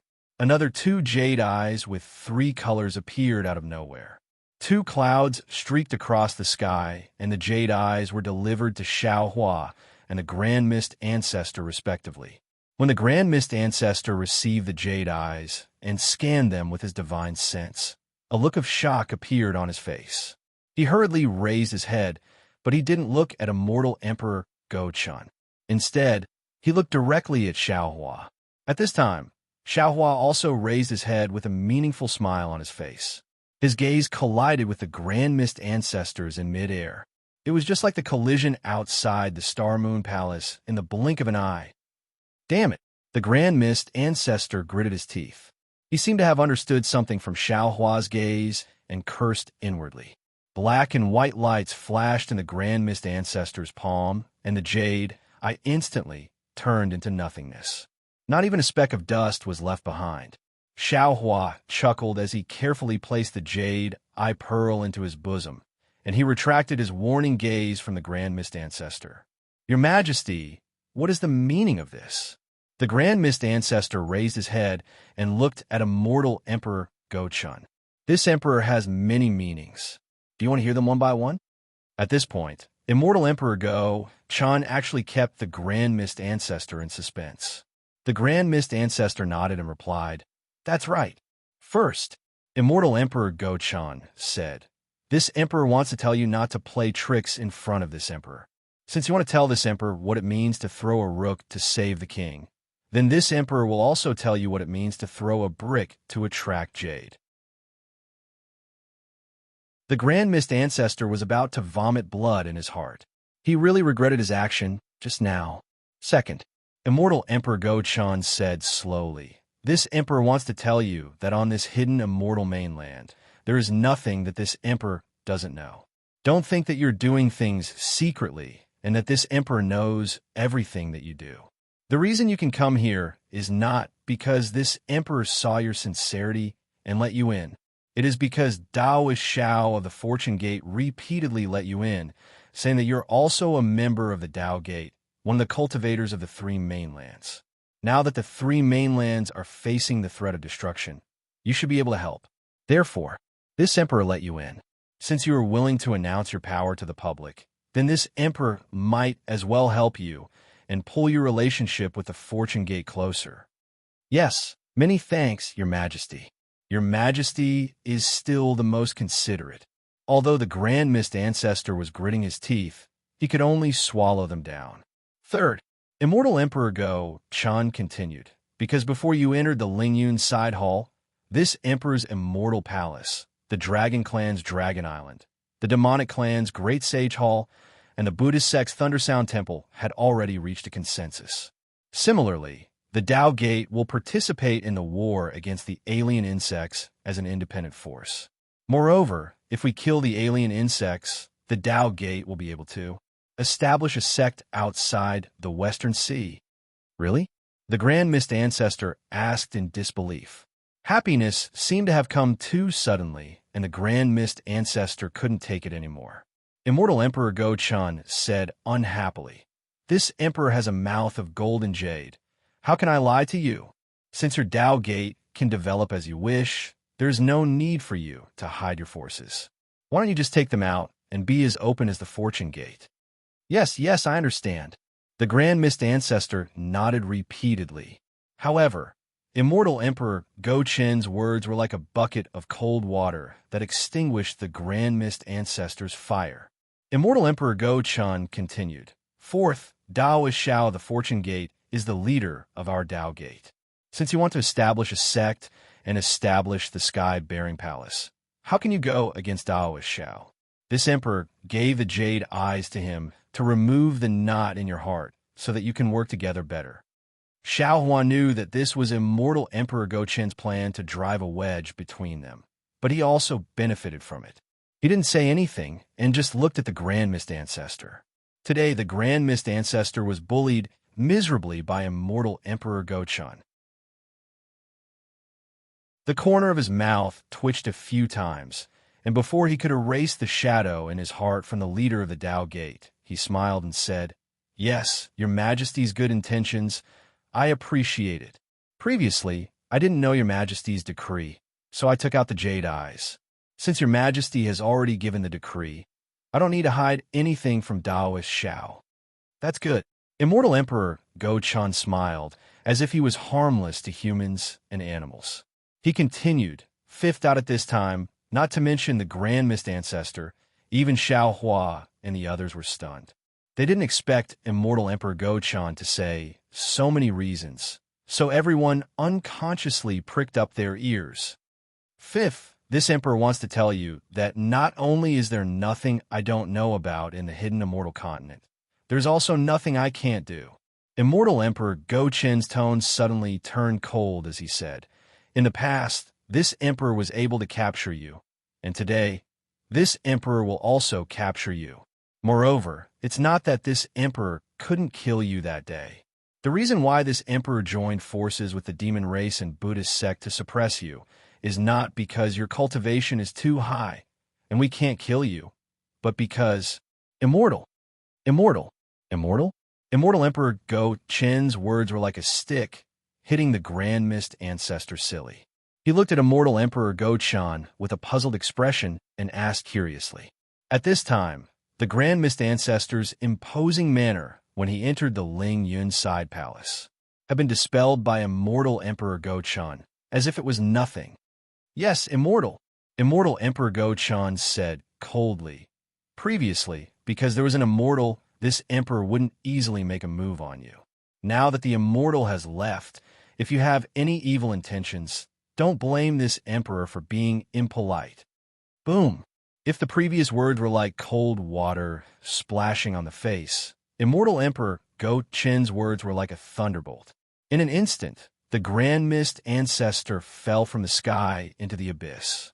In the time it took for a spark to fly off a flint, the Grand Mist Ancestor went through his encounter with Su Ji, and all the various signs pointed to Su Ji. Was the immortal mentioned by Immortal Emperor Go Chen? Why didn't I think of it? The Grand Mist Ancestor muttered in a low voice, and his face was ashen. Since he is an immortal, why can't he help our Tao sect? Why can't he? Can't he? The Grand Mist Ancestor said can't a few times, until finally he raised his head angrily, looked at Xiao Hua, and shouted, Xiao Hua, do you know about this? The Grand Mist Ancestor's eyes were filled with anger, but Xiao Hua could clearly see the vicious resentment in that anger. Fairy Xing, you had clearly described the Grand Mist Ancestor's character. So how could Xiao Hua not know that the Grand Mist Ancestor's anger was just an act? The viciousness behind that anger was his true intention. Why would I tell the truth to a person who has already lost his chance? Xiao Hua replied lazily, since this person has already given up on his promise and thinks that he can hold up the sky with one hand, why would others still help him? While speaking, Xiao Hua turned to look at Immortal Emperor Go Chen again. Since Fairy Xing Yu understood the Grand Mist Ancestor's character, how could Immortal Emperor Go Chen not understand? Immortal Emperor Go Chen had not mentioned the word immortal in front of the Eastern Sea Dragon King and Dongfang Xiong Hao, so why did he mention it when the Grand Mist Ancestor appeared? Obviously, Immortal Emperor Go Chen wanted to tell the Grand Mist Ancestor that the immortal was with Xiao Hua before he left. It was very likely that the immortal had left many things for Xiao Hua, and these things could have originally belonged to the Grand Mist Ancestor. If it was someone else, they might not have been fooled. However, although the Grand Mist Ancestor was already a cultivator of the 9th level of origin energy, his character would not change. He would not judge others by his own standards. He could only be the kind of person who would rather betray the world than let the world betray him. Therefore, if the Grand Mist Ancestor hated Xiao Hua very much before, it was probably 100% now. Sure enough, the Grand Mist Ancestor closed his eyes slightly after hearing Xiao Hua's words. Then, he took a deep breath and bowed respectfully in one direction. Then, he bowed deeply to Xiao Hua and said, "Thank you, fellow Taoist Xiao, for accompanying him on his last journey." You're welcome. Xiao Hua waved his sleeves and said indifferently, "This is what I should do." Finally, the Grand Mist Ancestor bowed again to Immortal Emperor Go Chen and said, "I will also write your Majesty's words." No need to be so polite. Immortal Emperor Go Chen looked at the Grand Mist Ancestor's performance and laughed with satisfaction. You and I are going to form an alliance to fight against the world-destroying strange insect. How can we not be honest? Lightning Sage, may I take a seat? After losing his composure, the Grand Mist Ancestor regained his fierce and ruthless demeanor and asked the Lightning Sage calmly, "What does it have to do with whether you want to sit or not?" The Lightning Sage did not give the Grand Mist Ancestor any face. "Many thanks, fellow Taoists." The Grand Mist Ancestor smiled faintly and landed on the Lightning Mountain Peak. Layers of black and white light emerged from his body and intertwined to form a cloud that resembled a praying mat. The Grand Mist Ancestor sat down cross-legged on the praying mat. Okay. Xiao Hua looked at the Grand Mist Ancestor's indifference, and a trace of vigilance appeared in his heart. He said, Now that the other branch of our Dao Gate has arrived at the Lingyun Side Hall, it's time to discuss how to fight against the world-destroying strange insect. Daoist Xiao. The Grand Mist Ancestor smiled and said, "When everyone was discussing, I wasn't around. How will our Dao Gate develop outside the Western Sea? How will we defend against the world-destroying strange insect outside the Western Sea?" Xiaohua thought for a moment and summarized the previous discussion. In the end, he said, "As long as our Dao Gate can block the world-destroying strange insect outside the Western Sea and prevent it from harming the sea tribes and invading the inner sea, our Dao Gate will be able to develop freely outside the Western Sea." The Grand Mist Ancestor nodded slightly. Previously, this old man was afraid that the Immortal Palace would use our Dao Gate as a puppet. Now, it seems that they are quite sincere. "Humph. With your sky-bearing palace's little strength, I wouldn't even bother to use it even if you were in front of me." The immortal emperor snorted in disdain. The Methriel Buddha on the Buddha lotus said, "Namo Methriel Buddha. Since the Great Sage Hall, Dragon Island, Immortal Palace, Fortune Gate, Sky-bearing Palace, Thunder Temple, and my tiny exquisite temple have all come to an agreement. Let's discuss the specific areas we will be defending."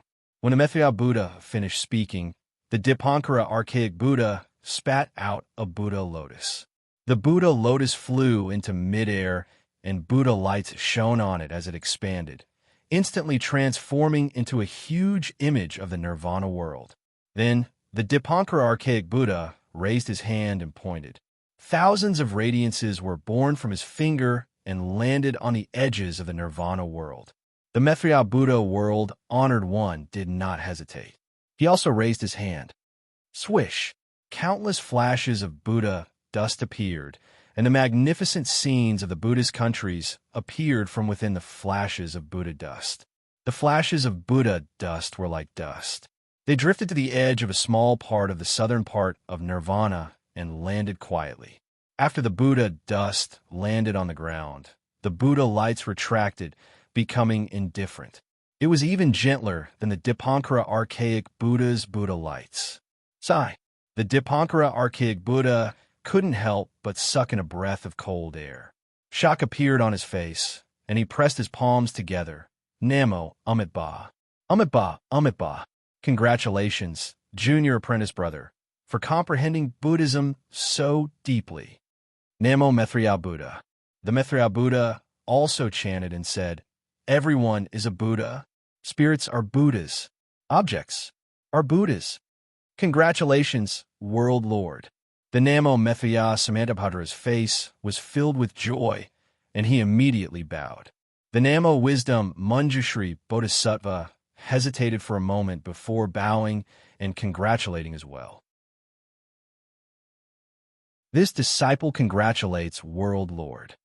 Since the two bodhisattvas had congratulated him, Xiaohua also stood up and congratulated the Methriel Buddha with the identity of the Guan Yin Bodhisattva. Only he knew that the Methriel Buddha must have obtained something from the Golden Saraira. Congratulations, congratulations. The immortal emperor, the Dragon Island's second elder, and the others naturally added fuel to the fire and congratulated him one after another. In the end, the immortal emperor waved his emperor robe again. Whoosh! A majestic chi pillar rushed out and turned into the shape of a scroll, which fell to the east. Boom! The scroll fell, and countless inscriptions on it exploded like ants. Instantly, the outline of the hidden immortal continent appeared in the air. Puff! The Gauchian immortal emperor opened his mouth again, and a reddish-gold sword light flew out, piercing into the east of the hidden immortal continent. Rumble! The entire eastern edge of the hidden immortal continent trembled, and a layer of barrier rose from the ground. This barrier was like a city wall, protecting the entire continent. Ga. Seeing that the Immortal Palace and the Thunder Temple had finished setting up their defenses, the golden-winged Great Pung Bird let out a clear cry. As it flapped its wings, numerous rays of moonlight transformed into the shape of stars and rushed out. These numerous stars intertwined with each other in midair. When they reached the side of the hidden immortal continent, with a loud boom, The numerous stars collided and shattered at the same time. They transformed into countless rays of starlight that connected together and formed the outline of the thousand demons' sacred realm. Roar! The Pentaceratops didn't hesitate. It moved its body and opened its mouth. Pluff! It spewed out a draconic breath that turned into several smaller dragons that flew to the north of the thousand demons' sacred realm and surrounded it. The Pentaceratops proudly said, "My great sacred temple has sent more than 100 demon monarchs and grand demons to these places to set up defenses. If those strange insects want to break through, they will have to step over the corpses of these demon monarchs." Good. The second elder of Dragon Island, AOE, clapped his hands and smiled. He also opened his mouth, and a draconic breath landed, turning into a green splash. The splash was like an upside-down waterfall. When it landed high in the sky, it turned into the 4 seas that surrounded the 3 continents. Although the 3 continents were huge, they seemed small in the 4 seas. Everyone, the Dragon King of the East Sea, Ao Qian, wasn't in a hurry to reveal the defenses of the Dragon Palace of the 4 seas. Instead, he glanced at AOE and said loudly, "The 4 seas are much bigger than the 3 continents. Moreover, the borders of the realms seem to be limitless. Even if the Dragon Palace of the 4 seas exhausted all the Sea Clan and Dragon Clan, we wouldn't be able to protect the borders. Therefore, with the support of Dragon Island, the Dragon Palace of the 4 seas protected these places." As he spoke, Ao Qian raised his dragon claw and pointed at the East Sea, South Sea, and North Sea. Waves of light rippled out from all directions. Indeed, the waves weren't shorter than the ones set up by the Buddhists, demons, and Confucian cultivators. However, compared to the surface of the sea, it was much smaller. I've discussed with the Dragon Palace of the 3 seas. Instead of setting up defenses so far away and stretching the battle line so far, why don't we shrink it a little? He raised his hand and pointed, causing those directions to shrink. Although it seemed to be stretched, the defenses of the various races of the 3 continents on both sides of the line of defense protruded to the front. AOE said helplessly, "However, if we shrink it, everyone's line of defense will be in front of the Dragon Palace of the 3 seas. If strange insects attack us, we'll be attacked from the back." Then, Immortal Emperor Go-chan pondered for a while and answered, "Why don't we retreat all the lines of defense and let the humans and demons in front of the lines of defense move to the back of the lines of defense?" It's easy to set up defenses, but it's difficult to retreat. The Dipankara archaic Buddha's face became even more bitter. Let's take a look at the West Sea first. Immortal Emperor Go-chan looked at Xiao Hua and the primordial chaos ancestor and said, "Then, we'll discuss it again." "All right." Xiao Hua nodded and asked Ao Qian, "How's the West Sea Dragon Palace's defenses? How many oceanic races and dragons do they have?" Ao Qian raised his hand and pointed, causing a similar wave to rise. However, this wave was pitifully short. Then, Ao Qian gave a simple explanation of the West Sea Dragon Palace's defenses. Xiao Hua pinched his chin and stared in the direction of the West Sea. He seemed to be deep in thought, as if he was thinking about how to set up the defenses. He also seemed to be looking at another place through the West Sea. The primordial chaos ancestor looked at Xiao Hua and smiled. "While Dao Master Xiao is thinking, I'll throw out a brick to attract Jade." With that said, the primordial chaos ancestor raised his hand above the cloud below him. A ray of light turned into a flying sword and shot into the West Sea. Splash! The sound of water splashing could be heard as a small defensive line connected to the West Sea Dragon Palace's side. Looking at the defensive line that was much smaller than the West Sea Dragon Palace's, the primordial chaos ancestor spoke humbly, but there was a hint of pride in his tone as he said, "This old man's sky-bearing palace is lacking in manpower. I'm afraid this is all I can do. And it's already not bad."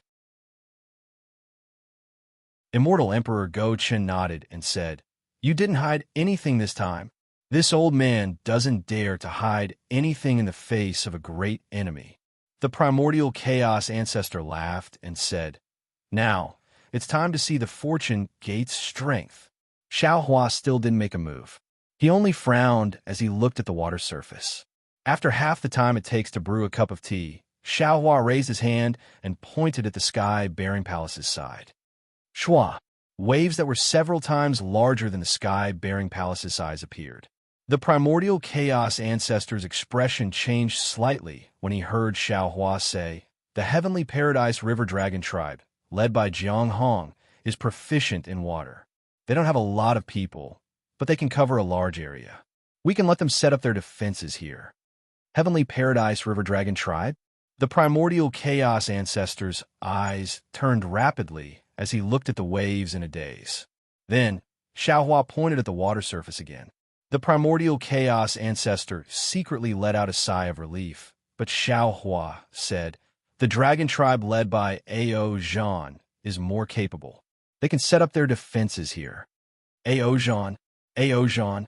The primordial chaos ancestor obviously didn't know who Ao Zhan was.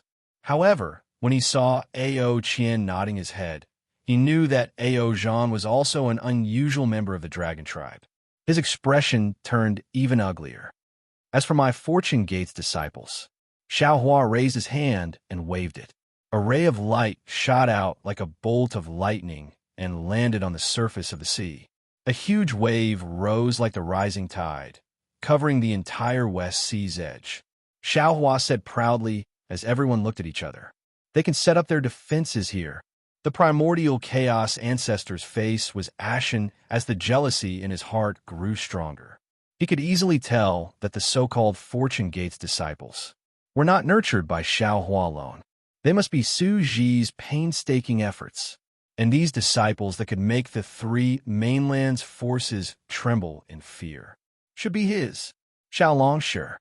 Ao, he blurted out, Are you sure? Your Fortune Gate actually has such strength?" Xiaohua shrugged and smiled. "This Xiao also didn't want to expose our strength, but my Fortune Gate is different from everyone else. We don't have any foundation in the three mainlands, so we can go all out without any backup. These troops are all of my Fortune Gate's disciples. Moreover, if my Fortune Gate doesn't put in effort, how can the West Sea's immortal mountains belong to my Fortune Gate?" "And that's true." Immortal Emperor Go Chun nodded cautiously. "What Xiao Lei said is true. If I didn't worry about the Immortal Palace, I would have sent out my troops to set up the defenses. It would have been the same." "Your Majesty is joking." Xiaohua looked at Dongfang Qianghao and then at Immortal Emperor Go Chun. He smiled and said, "Whether it is the Immortal Palace or the four great families, any one of them would have more disciples than my Fortune Gate. Forget it. Let's not talk about this." Ao Qian waved his hand and said, "Previously, this old man didn't know that the Fortune Gate's disciples were so strong, so I limited the Fortune Gate's disciples to the West Sea. Now, it seems like Xiao Longsure, can you transfer Jiang Hong's Heavenly Cave River Dragon Tribe to the South Sea to assist the South Sea Dragon Palace?" Xiaohua immediately understood Ao Qian's intention. He was worried that Jiang Hong would take the opportunity to take down the West Sea Dragon Palace. Unfortunately, how could Xiaohua let him succeed? Xiaohua smiled and said, "Jiang Hong has been to the South Sea Dragon Palace before, and there is some conflict with the South Sea. If the Heavenly Cave River Dragon Tribe were to set up defenses there, it would definitely cause a conflict. Why don't we send the other Fortune Gate's disciples to the South Sea?" Xiaohua waved his hand. An ray of light flew into the South Sea, causing waves to surge. Ao Qian opened his mouth, wanting to transfer Jiang Hong to the North Sea. However, when he thought about Jiang Hong's grudge with the North Sea, he shut his mouth. He wanted to transfer Jiang Hong to the East Sea, but the East Sea was too far away from the West Sea. If he were to ask, it would be too harsh. Set up the defensive lines and withdraw. The Dipankara Archaic Buddha looked at them and said. Then, all the Exalt Realm cultivators waved their hands and withdrew their defensive lines. When all the defensive lines formed an irregular circle, they stopped. "Yes." The Go Chun Immortal Emperor nodded and said, "Let's do it this way." Let's hurry up and send a message to our people to retreat. Amitba, Amitba. The Dipankara archaic Buddha glanced at the Maitreya Buddha and raised his hand, causing a ray of Buddha light to enter the void. At the same time, the immortal emperor and the golden-winged great rock sent a message to their disciples waiting outside the Lingyun side hall. Then, the Buddhists, Taoists, Confucians, and dragons discussed the details in detail and exchanged a few opinions. He looked at the defensive circle that had taken shape and frowned.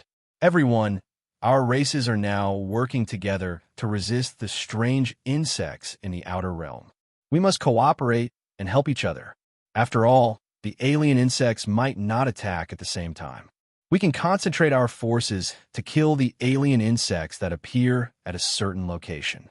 However, our 4 seas dragon palaces have ancient teleportation formations that are connected to each other, while the 3 continents don't have any teleportation formations. It's fine for us to fly around, but those disciples are a little troublesome. We can only support them from nearby. If they're slightly further away, a huge flaw might appear. Our demon race's Great Sage Hall has a Sage Hall passageway that can be used only. The golden-winged great rock pondered and said, however, it's only limited to the 1,000 demons' sacred realm. This won't affect the battle much. Without a teleportation formation, it's also troublesome to send messages. The Go-Chun Immortal Emperor frowned. Our Immortal Palace's Heavenly Secrets Hall has some tricks up its sleeve. However, it's only limited to the hidden Immortal Continent. If the 3 continents want to send messages or provide support, they can only do so through the 4 seas Dragon Palace's teleportation formations. Amitba, the Dipankara archaic Buddha echoed. Our Thunderclap Temple has the same problem. Although those who attain the Bodhisattva Buddha fruit and above can borrow the Thunder Temple's Buddha light, there are only a few of them. Namo Maitreya. The Maitreya Buddha's world sovereign clasped his palms together and said, our exquisite temple has some guardian heavenly kings who know how to set up a teleportation formation. However, their teleportation formation collapses easily and can only be used temporarily. Moreover, the distance is limited. Although our Confucian cultivators' 10,000 miles sound transmission can't send us far, Dongfang Qianghao suggested, we can send more disciples to connect them. The problem of sending messages should be solved. While everyone in the demon race were discussing, Xiaohua was discussing with the Thunderbolt Master in his mind. After a while, Xiaohua had an idea in his mind and said, everyone, our Fortune Gates disciples can set up short-distance teleportation formations on the 3 continents for disciples. Moreover, our Fortune Gate also has teleportation formations that connect the hidden immortal continent, the pure land of bliss, and the 1,000 demons' sacred realm. As soon as Xiaohua's words came out, the entire place fell into a dead silence. Even a drop of water could be heard clearly. What? You don't believe me? The corners of Xiaohua's mouth curled up into a faint smile. Sigh, of course we believe you. Immortal Emperor Go-Chun sighed and said, I've been waiting for you to say that. Hee. Xiaohua laughed and said, so everyone has already thought of that person. That person Xiaohua was referring to as naturally Su Ji and Fairy Xingyu. Of course. Aoe smiled and said, if it wasn't for the teleportation formation that connected the 3 continents, how could Jiaxing Lu send messages so quickly? Moreover, on this day of the Tao Gate's annihilation, if there's anyone who can set up a teleportation formation, it can only be that person. Xiaohua was secretly delighted and said with a smile, since everyone already understands, then I don't have to explain. To use the teleportation formation on the 3 continents, it costs 100 top-grade origin stones every time. Our Fortune Gate will help each continent build a teleportation formation, and the materials will be provided by you. Moreover, after it's completed, every time, Master Xiaohua, Dongfang Qianghao smiled bitterly and said, Master Xiaohua, have you fallen into a money grubber? The previous order was already too much, and I didn't say anything. Now, we're building a teleportation formation for the sake of all living beings. Does Master Xiao Hua not have any mercy in his heart? Aren't you the Namo great, compassionate, great Guanyin Bodhisattva? All right, one top-grade origin stone every time. How about it? Xiao Hua replied with a smile. We can't let our Fortune Gate disciples work for free, right? Of course not. This is a matter of merit, and we can't ask for wages.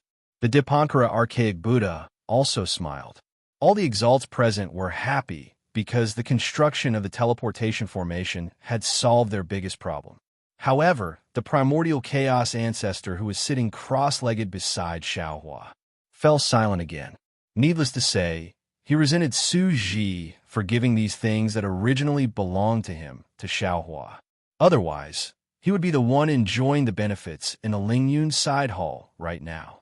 After the discussion, Xiao Hua was about to instruct the Thunderbolt Hermit to take the Kunlun mirror and send the Fortune Gate disciples who were capable of setting up the teleportation formation on the Shenhua continent. However, just as he said that, Immortal Emperor Gaochen smiled and said, Master Xiao Hua, there's no need to rush. The Lingyun side hall isn't within the Immortal Palace's territory. The time is the same as the hidden Immortal Continent. All right, Xiao Hua thought for a while and knew that the Fortune Gate disciples could prepare the materials needed to set up the teleportation formation on the Shenhua continent. He nodded and took out a few jade eyes and passed them to Immortal Emperor Gaochen, the golden-winged Great Rock, and the Dipankara archaic Buddha. He said, These are the materials needed to set up the teleportation formation. Please prepare the materials according to the distance and location of the teleportation formation. When my Fortune Gate disciples arrive, you can start setting up the formation. Sure, the three exalts took the jade eyes and used their divine abilities to look at them. Then, they passed them to the disciples waiting outside the Lingyun side hall and hurriedly sent them out. At this point, the Taoist Gates Foundation in the three continents was barely established. When a sect or sect wanted to integrate into the entire world other than strength, it would be useful. Only when there was value in using each other would there be meaning in their existence. Although Xiao Hua was powerful, and the Fortune Gate's army was a force to be reckoned with in the three continents, the Immortal Palace, Thunder Temple, Great Sacred Hall, and Dragon Island all had their own forces. However, building a teleportation formation wasn't something that other sects could do. Only the Fortune Gate could do it. It wasn't hard to imagine that the Taoist Gate could only stay in the West Sea for now. However, after the teleportation formation was completed and the Taoist Gate killed the world-destroying monstrous worm, the three continents would have to rely on the teleportation formation. Whether it was the monster race or the human race, they would all think of the Fortune Gate. Of course, there was also the possibility of the Taoist Gate's Grand Ascension stage experts like Xiao Hua, so the possibility of that happening was greatly reduced. Seeing how Xiao Hua and the Fortune Gate were so highly regarded, the Grand Mist Ancestor became even more jealous. However, he still forced a smile on his face and said, Thank you, Taoist Xiao. With the teleportation formation, our Taoist Gate can establish itself in the three continents. No, we should thank that senior. Xiao Hua also smiled and said, although he didn't directly let the Taoist Gate take root in the three continents, he has already put in a lot of effort. This Xiao is merely standing on his shoulder. Yes, yes. The Grand Mist Ancestor nodded in agreement. Everyone, at this time, Immortal Emperor Gaochen raised his voice and said, Today's discussion ends here. Everyone, take a look and see if there is anything missing. If there isn't, I invite the Empress to hold a banquet at the Jade Lake. We won't rest until we are drunk. Since the discussion had reached this point, there was naturally nothing left out. The Venerables shook their heads. Immortal Emperor Gaochen smiled and said, Everyone, please wait a moment. I invite the Empress to hold a banquet at the Jade Lake.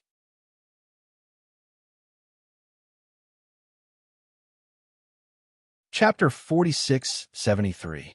As he spoke, Immortal Emperor Go Chen's imperial robe shook and a golden throne appeared below him. The moment the throne appeared, a powerful imperial aura gushed out from the top of the mountain. Dongfang Qiong Hao, who was standing next to Immortal Emperor Go Chun, was surprised. Immortal Emperor Go Chun glanced at Dongfang Qiong Hao and slapped the throne. A golden light turned into the shape of a dragon python and disappeared into the void. However, a moment later, there was a thunderous rumble and a giant golden bell appeared in the sky. The golden bell was covered in inscriptions, and strands of purple gas came out from the inscriptions. They were like tiny earthworms swimming in the golden light. Under the golden bell, there was a yellow light that fell into the void and covered the entire Lingyun side palace.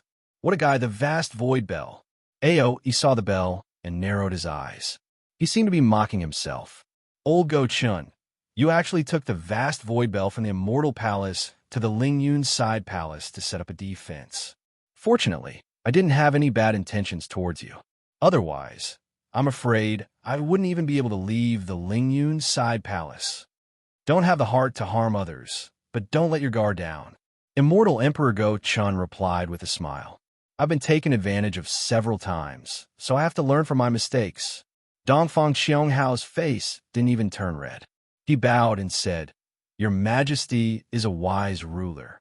Perhaps some people were jealous of you before, but now that the world-destroying strange insect is besieged, Your Majesty's strategy is to focus on the foundation of the Confucian cultivators.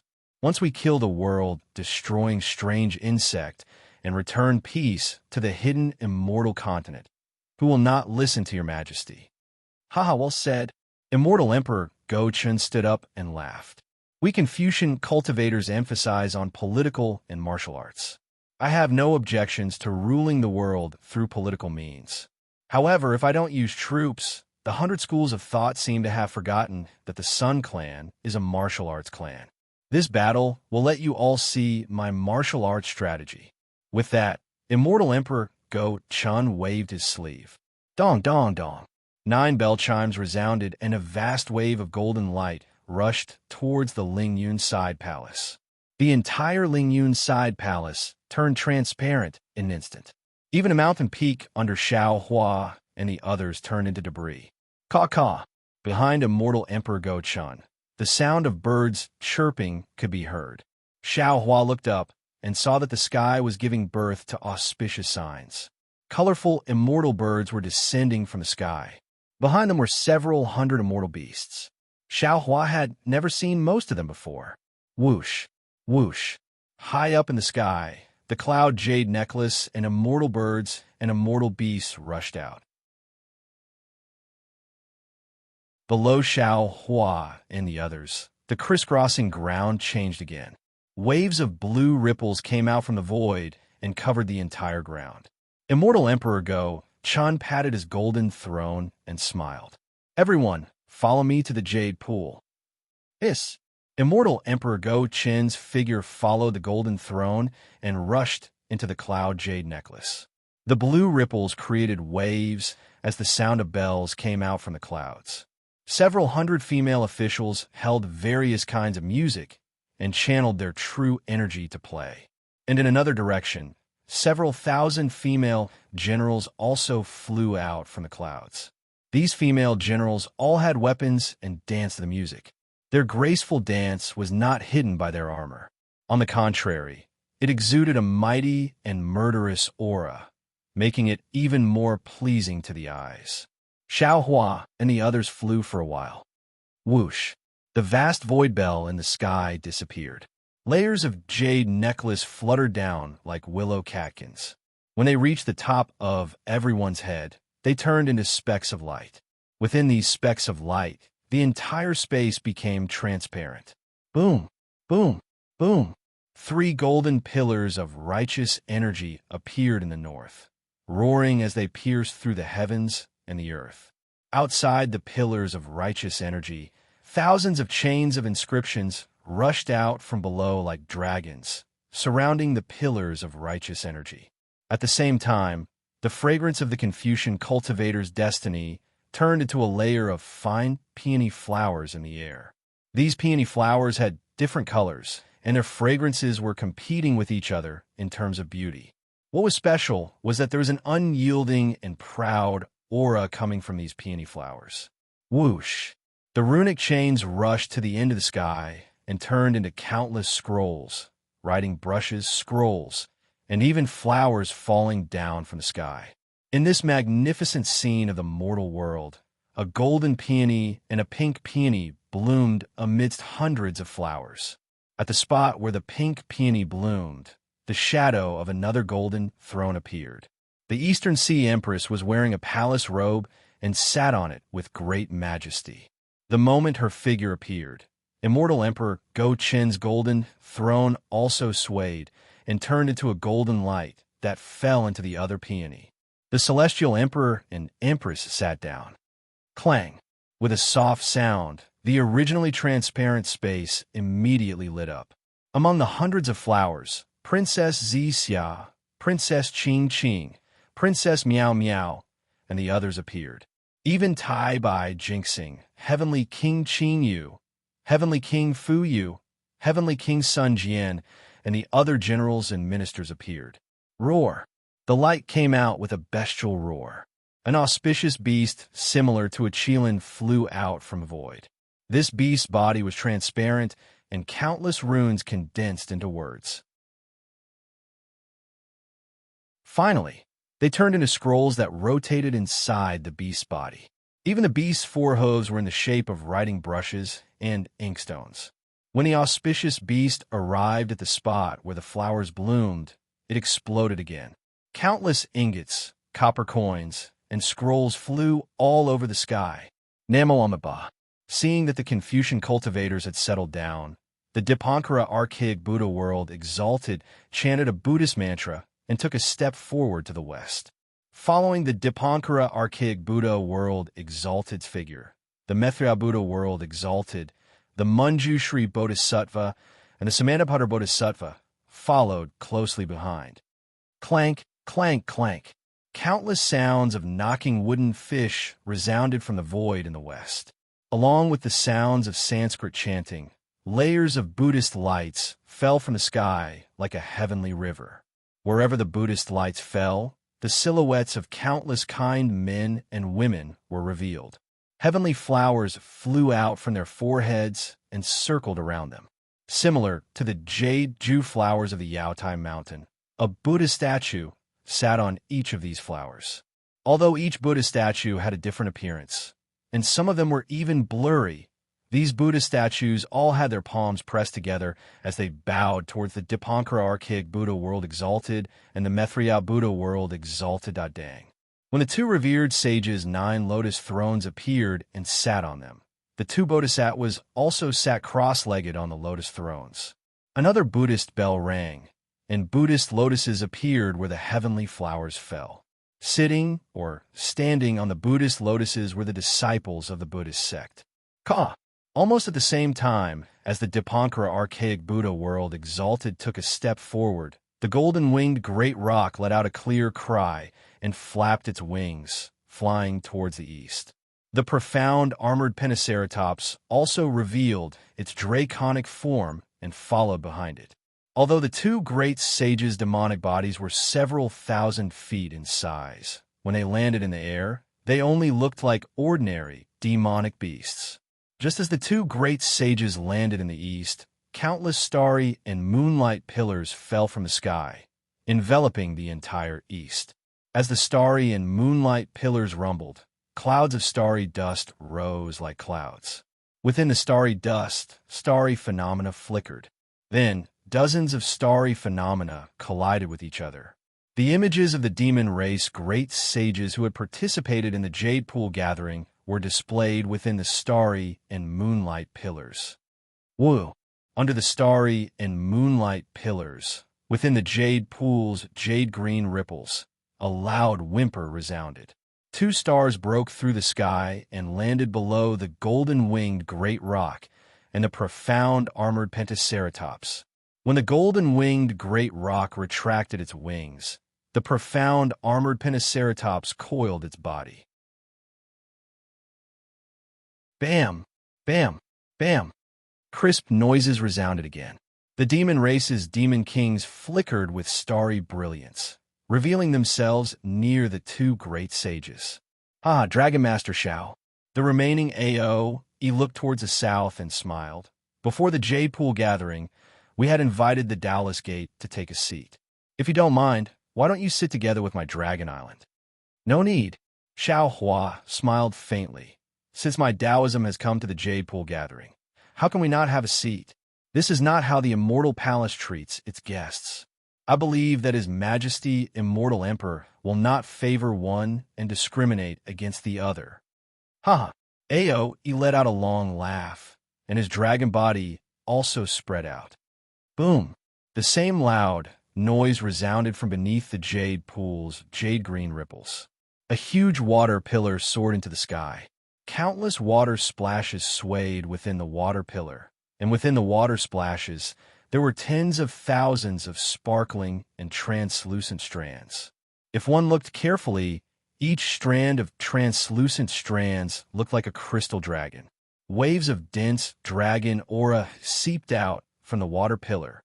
Not only that, when the water pillar soared into the sky in the south collapsed as well. Countless essence chi of heaven and earth turned into crystal lights that were like children's arms and rushed down. Before they touched the water pillar, they exploded again. Whoosh! Whoosh! In the whistling of the wind, the phantoms of the five elements primordial beasts, azure dragon, white tiger, black tortoise, vermilion bird, and Qilin, appeared majestically in the light and shadow. Roar! Ao, he let out a loud roar. His dragon body was supported by the water pillar. Behind him, the Lord of the East Sea, Ao, Qian, also landed. Boom! Boom! Boom!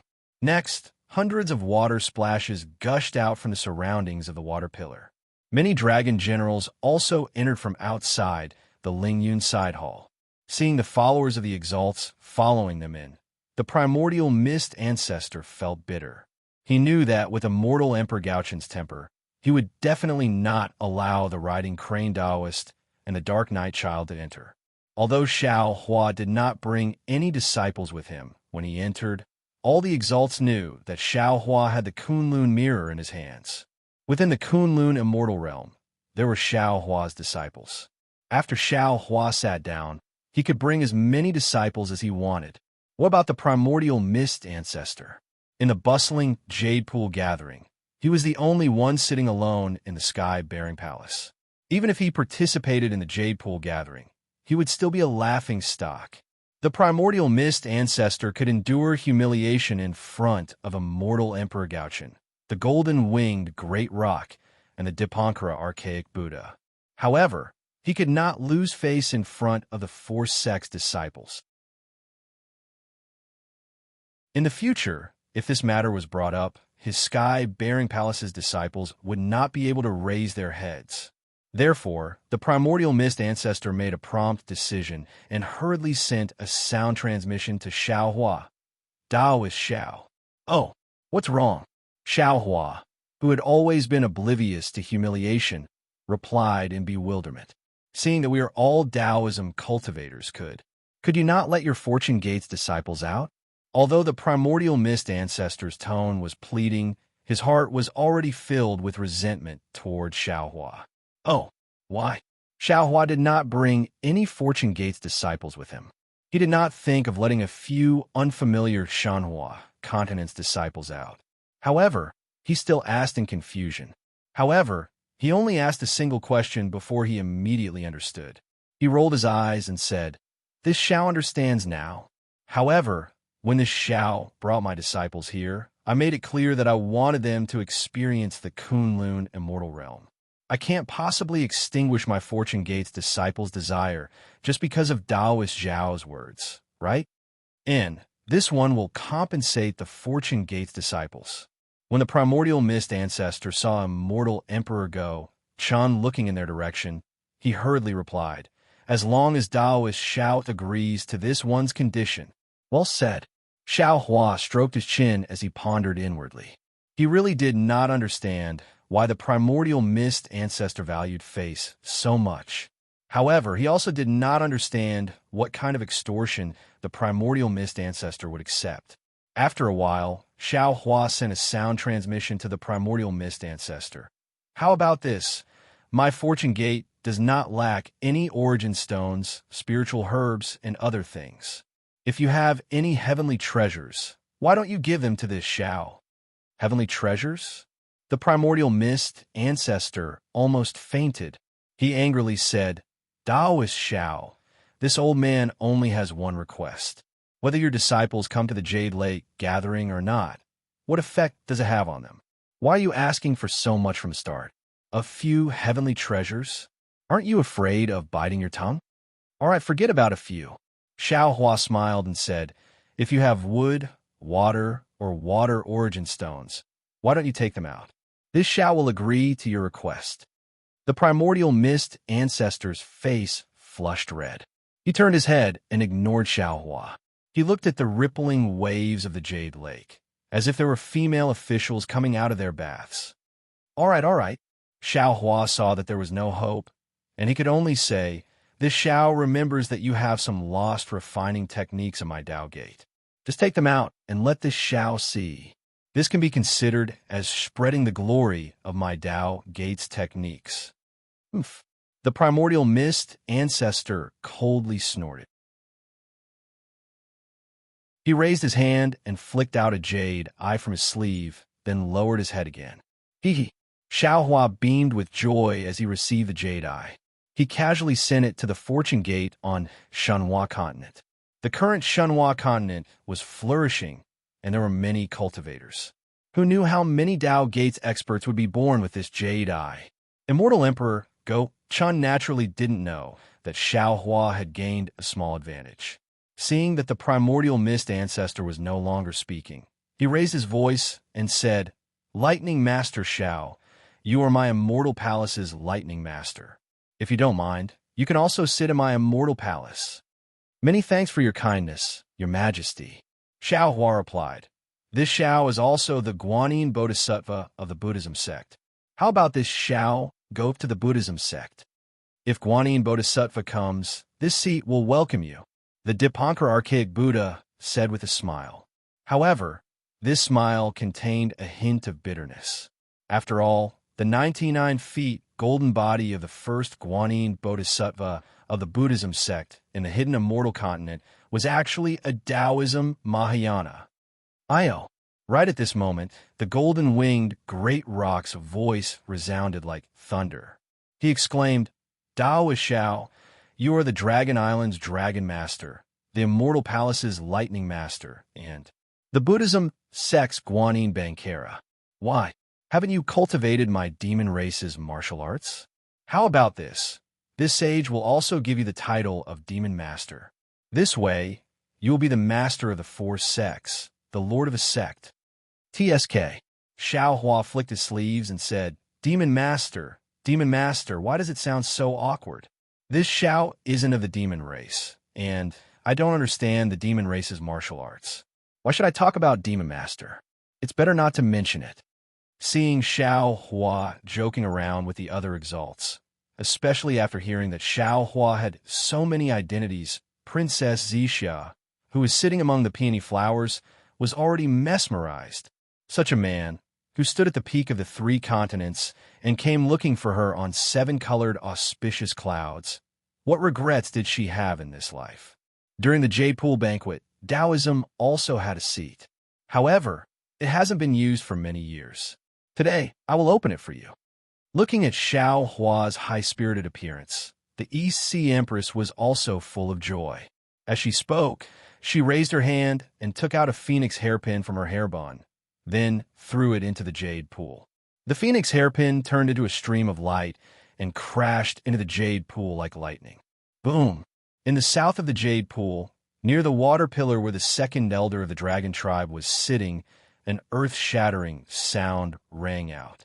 The blue waves were torn apart, and a non-oval vortex appeared in the crack. The vortex became bigger and bigger, and finally condensed into a black hole that was thousands of feet wide. In this black hole, mysterious fluctuations spurted out like breathing. Immediately, the 5 elements primordial beasts, which were originally hovering near the dragon tribe, found the source of the fluctuations and flew over. Boom, boom, boom.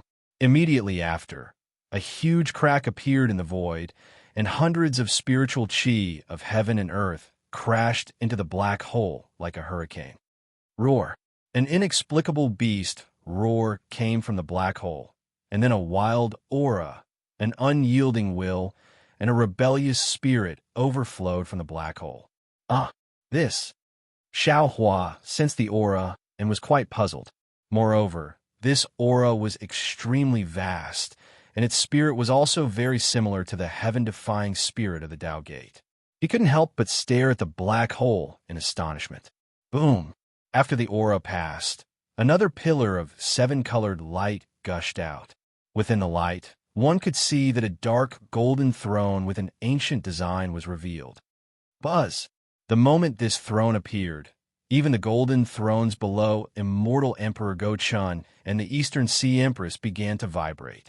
At the same time, the silhouette of a dragon throne appeared below Dragon King Ao Qian's body. Countless gazes fell on this throne.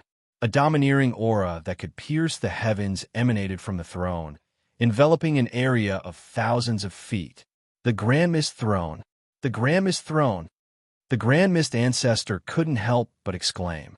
Our Tao Gate's Grand Mist Throne really did fall into the immortal palace. Xiaohua glanced at the Grand Mist Ancestor from the corner of his eyes. Seeing the realization on his face, he finally understood where the Grand Mist Ancestor's Tao name came from. Fuck, this Grand Mist Ancestor really has lofty ambitions. He wanted to sit on the Grand Mist Throne since he was young. Xiaohua cursed inwardly. But now, it's this Xiao who has the chance to sit on the throne, not you. When the Grand Mist Throne landed, the void collapsed. Countless amounts of heaven and earth origin energy rushed in, and countless illusions were destroyed. The five elements origin beasts flew around the throne in a frenzy. Master Shaolei. Immortal Emperor Gaochen was very satisfied with the shock caused by the throne's appearance. He smiled and said, "This Grand Mist Throne has been submerged under the Jade Lake for many years. Now that Master Shaolei is the leader of the Tao Gate, the Fortune Gate's great old master, you naturally have the qualifications to sit on it. Please." Your Majesty, you're wrong. How can this be called the Grand Mist Throne? It should be called the Fortune Throne. Xiaohua laughed heartily. With a tap of his finger, a bolt of lightning descended. Boom! The entire throne instantly emitted dazzling lightning.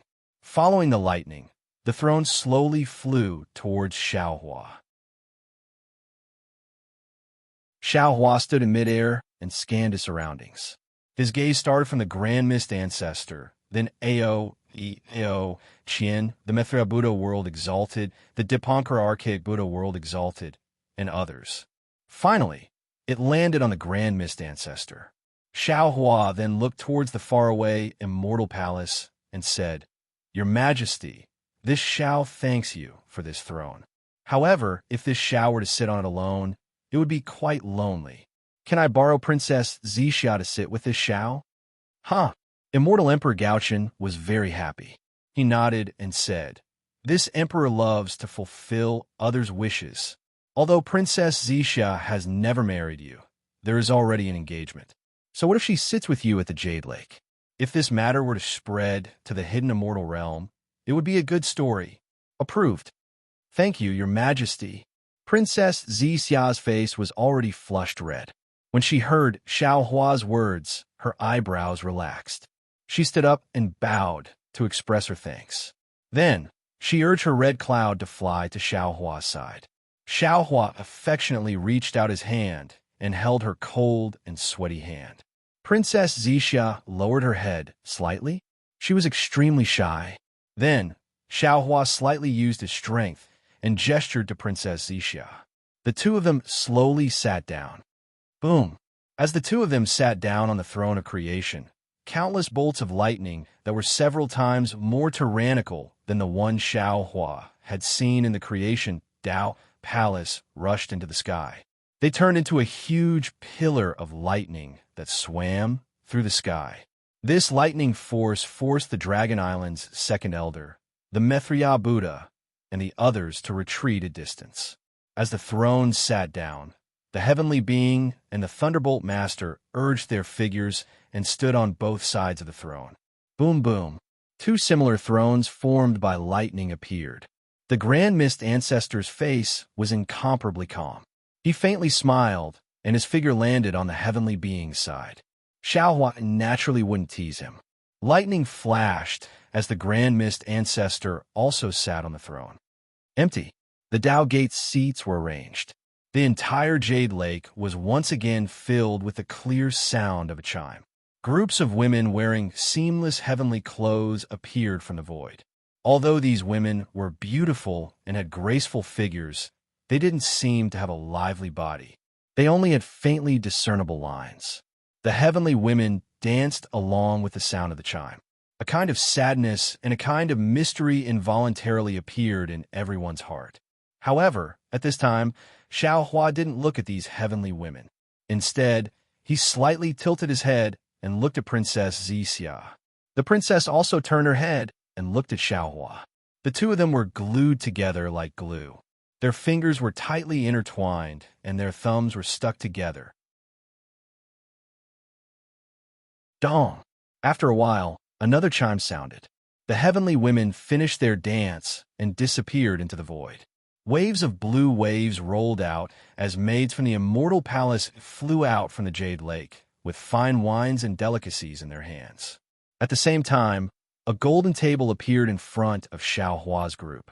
After the banquet was served, before immortal Emperor Gaochen could raise his cup, the Eastern Sea Lord, Ao Qian, smiled and said, "Your Majesty is a bit stingy, ah."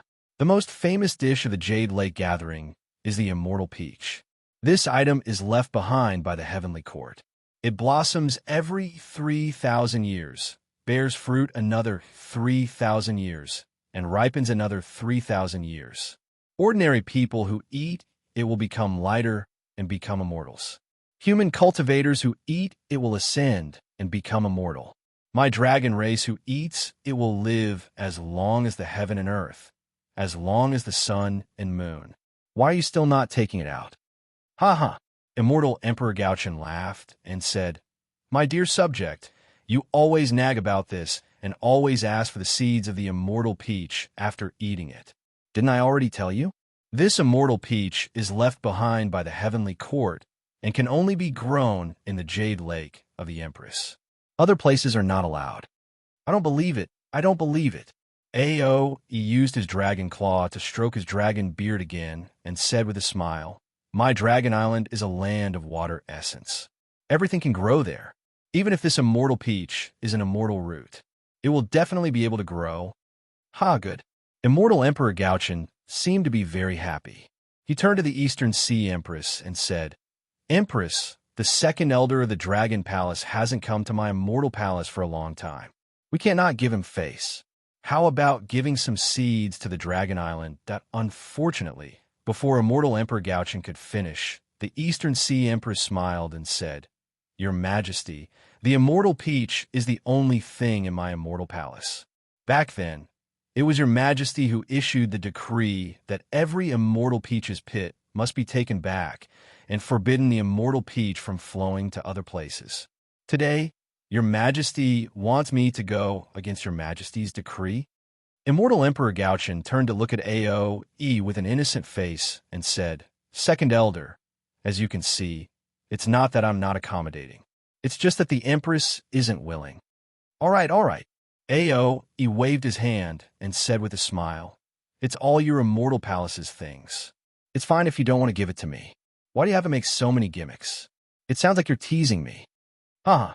Immortal Emperor Gaochen laughed loudly and raised his cup. He said loudly, "I declare that the Jade Lake gathering begins today. My first toast is to the invited exalts. I wish that all the sects and races will work together to resist the world-exterminating strange insect to the boundary of the world and prevent the 3 continents from being plunged into misery and suffering. After our great victory, I will hold a banquet here and invite all of you to Aoe, the golden-winged great rock, the Dipankara archaic Buddha, and Xiaohua raised their cups and saluted each other from afar. Then they drank their cups in one gulp. Then immortal Emperor Gaochen raised his cup again and said, "My second toast is to the exalts of all sects and races." Now, the three continents are in a turbulent situation. Talents from all sects and races have emerged. Not to mention the great sage, starry sky great sage, and the heaven-defying Thunder Phoenix. The Thundersound Temple has the Methria Buddha, and the Immortal Palace has the five cheese unification art that the Lord of the Literature Stream Palace brought to us Confucian cultivators.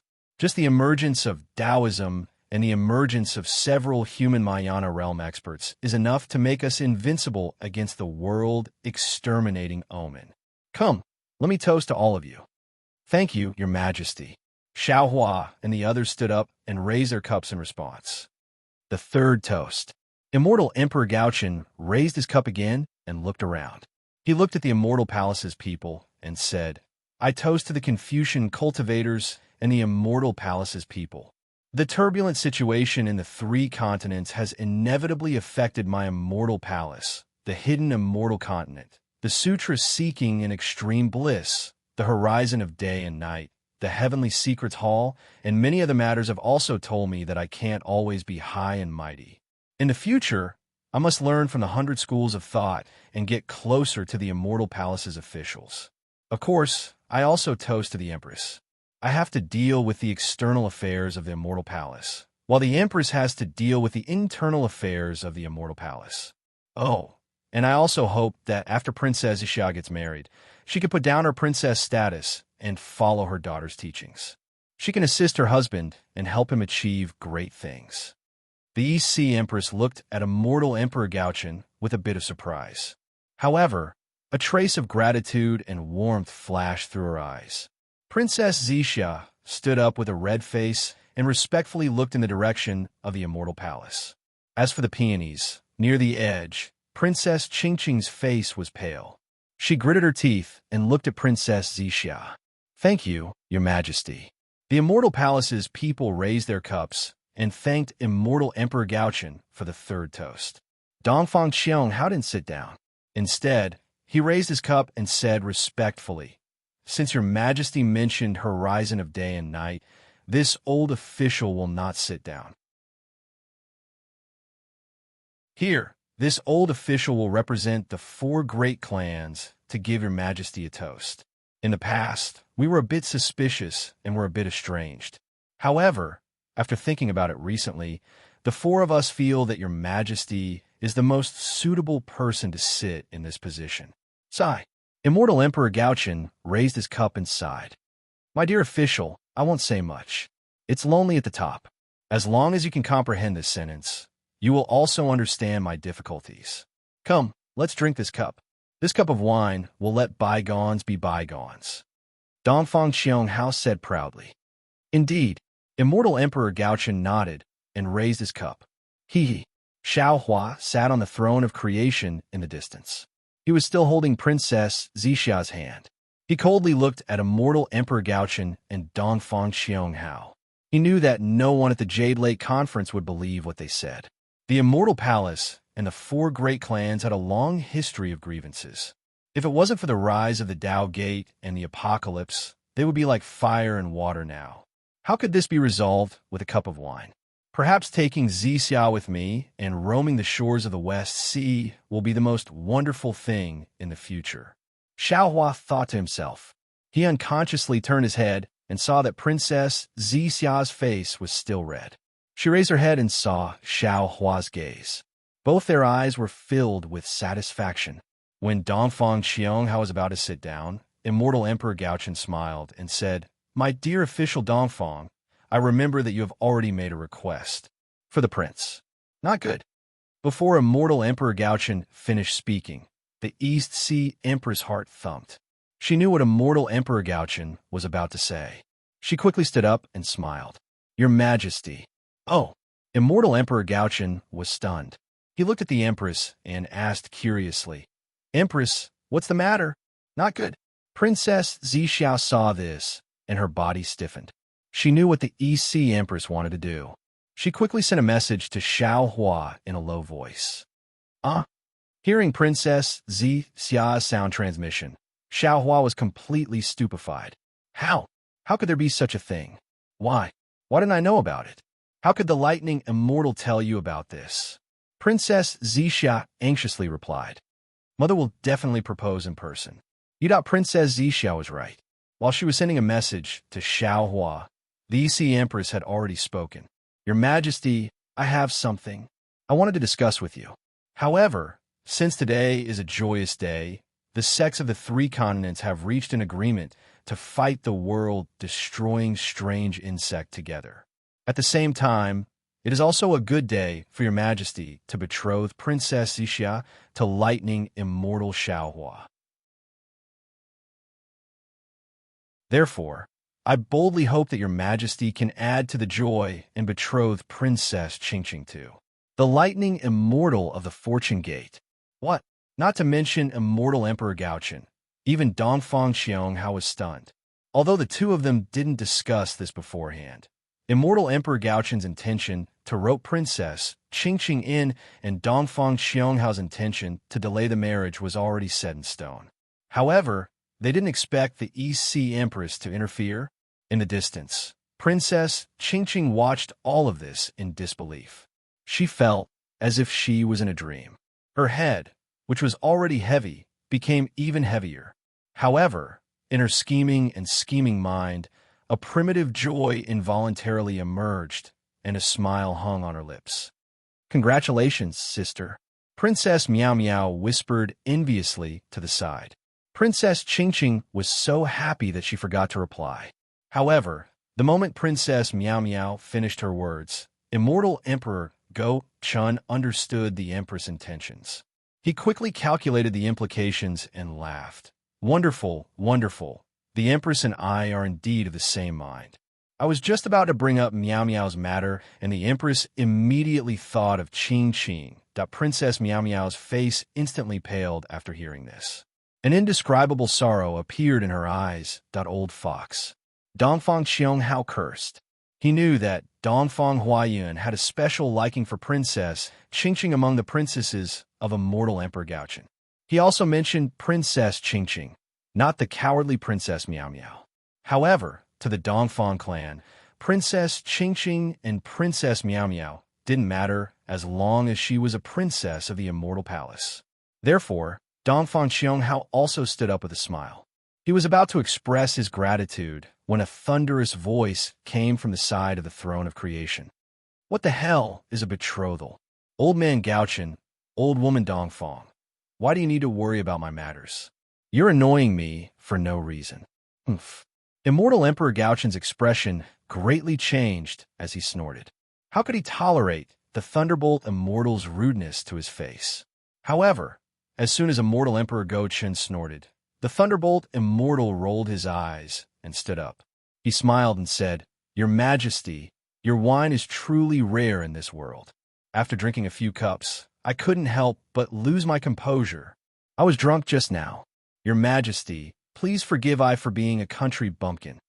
Haha, don't blame me, don't blame me. Immortal Emperor Gaochen hurriedly stopped while he was ahead. He smiled and said, The wine at the Jade Lake gathering is something that the hidden immortal continent doesn't have. It's normal for you to be a little tipsy. Normally, Immortal Emperor Gaochen would mention Princess Qingqing after saying this. However, seeing that the Thunderbolt Immortal was angry, he couldn't bring it up anymore. He quietly waited for the Thunderbolt Immortal to explain so that he could resolve the awkwardness. Sure enough, the Thunderbolt Immortal said politely, The Book of Songs is abundant, Guan Guan Ju Jiu, in the river continent. A gentle and graceful lady is a gentleman's dream. This humble Taoist has only met Princess Qingqing once, and it was during a battle. This humble Taoist doesn't think that I have a good relationship with Princess Qingqing, and this humble Taoist doesn't think that I can have a good future with Princess Qingqing. Therefore, I ask your Majesty and Empress to reconsider. Also, I am now engrossed in cultivation and have reached a critical moment. I have long lost interest in worldly affairs. Of course, the EC Empress couldn't tell the truth about Princess Qingqing. Immortal Emperor Gaochen thought that the Empress wanted to use Princess Qingqing to split the fortune gate. Seeing that the Thunderbolt Immortal rejected her, he pondered for a moment and nodded. Forget it. If that's the case, the moment Immortal Emperor Gauchen spoke, the East Sea Empress immediately understood the outcome. She sighed inwardly. Perhaps she had the same intentions as Princess Xixia, but she didn't have no plans to seek happiness for Princess Qingqing. After all, whether it was Princess Qingqing, Princess Xin, or Princess Miao Miao, they were all her daughters. However, when she thought about how her words prevented Princess Qingqing from marrying into the Dongfang family, and instead became Princess Miao Miao, the EC Empress didn't know whether to be happy or sad. Unfortunately, the EC Empress still underestimated her own daughter. Before Immortal Emperor Gauchen could finish speaking, Princess Qingqing flew out from the peony and screamed like a cuckoo, "Thunderbolt, you! You're full of nonsense. If you weren't interested in me, why did you take advantage of me that day? You! My chastity has been tarnished, you! How can I marry someone else? This is bad." Princess Xixia's expression changed when she heard this. She didn't expect Princess Qingqing to cut off all means of retreat and reveal the matter of her being taken advantage of in front of the four great sects. Back then, Princess Xin didn't reveal the whereabouts of half a heaven's heart. Immortal Emperor Gauchen lost face and banished her to the lower realm, where she was suppressed at the bottom of the Liao River. Now, Princess Qingqing's words angered him 100 times more than Princess Xin. Obviously, Immortal Emperor Gauchen couldn't do anything to the Thunderbolt Immortal and the Fortune Gate. Thus, he could only punish Princess Qingqing. Of course, there were only two outcomes for Princess Qingqing. One was to marry the Thunderbolt Immortal, and the other was to be suppressed, or even suppressed forever. That you're tuning in to the Romance Rendezvous YouTube channel. We're so grateful for your support, and don't forget to subscribe to join us on this incredible journey through captivating stories. Your generosity through donations truly makes a world of difference, as it's the primary source of revenue that allows me to expand and enhance this channel for you. Thank you from the bottom of my heart for being a part of this adventure.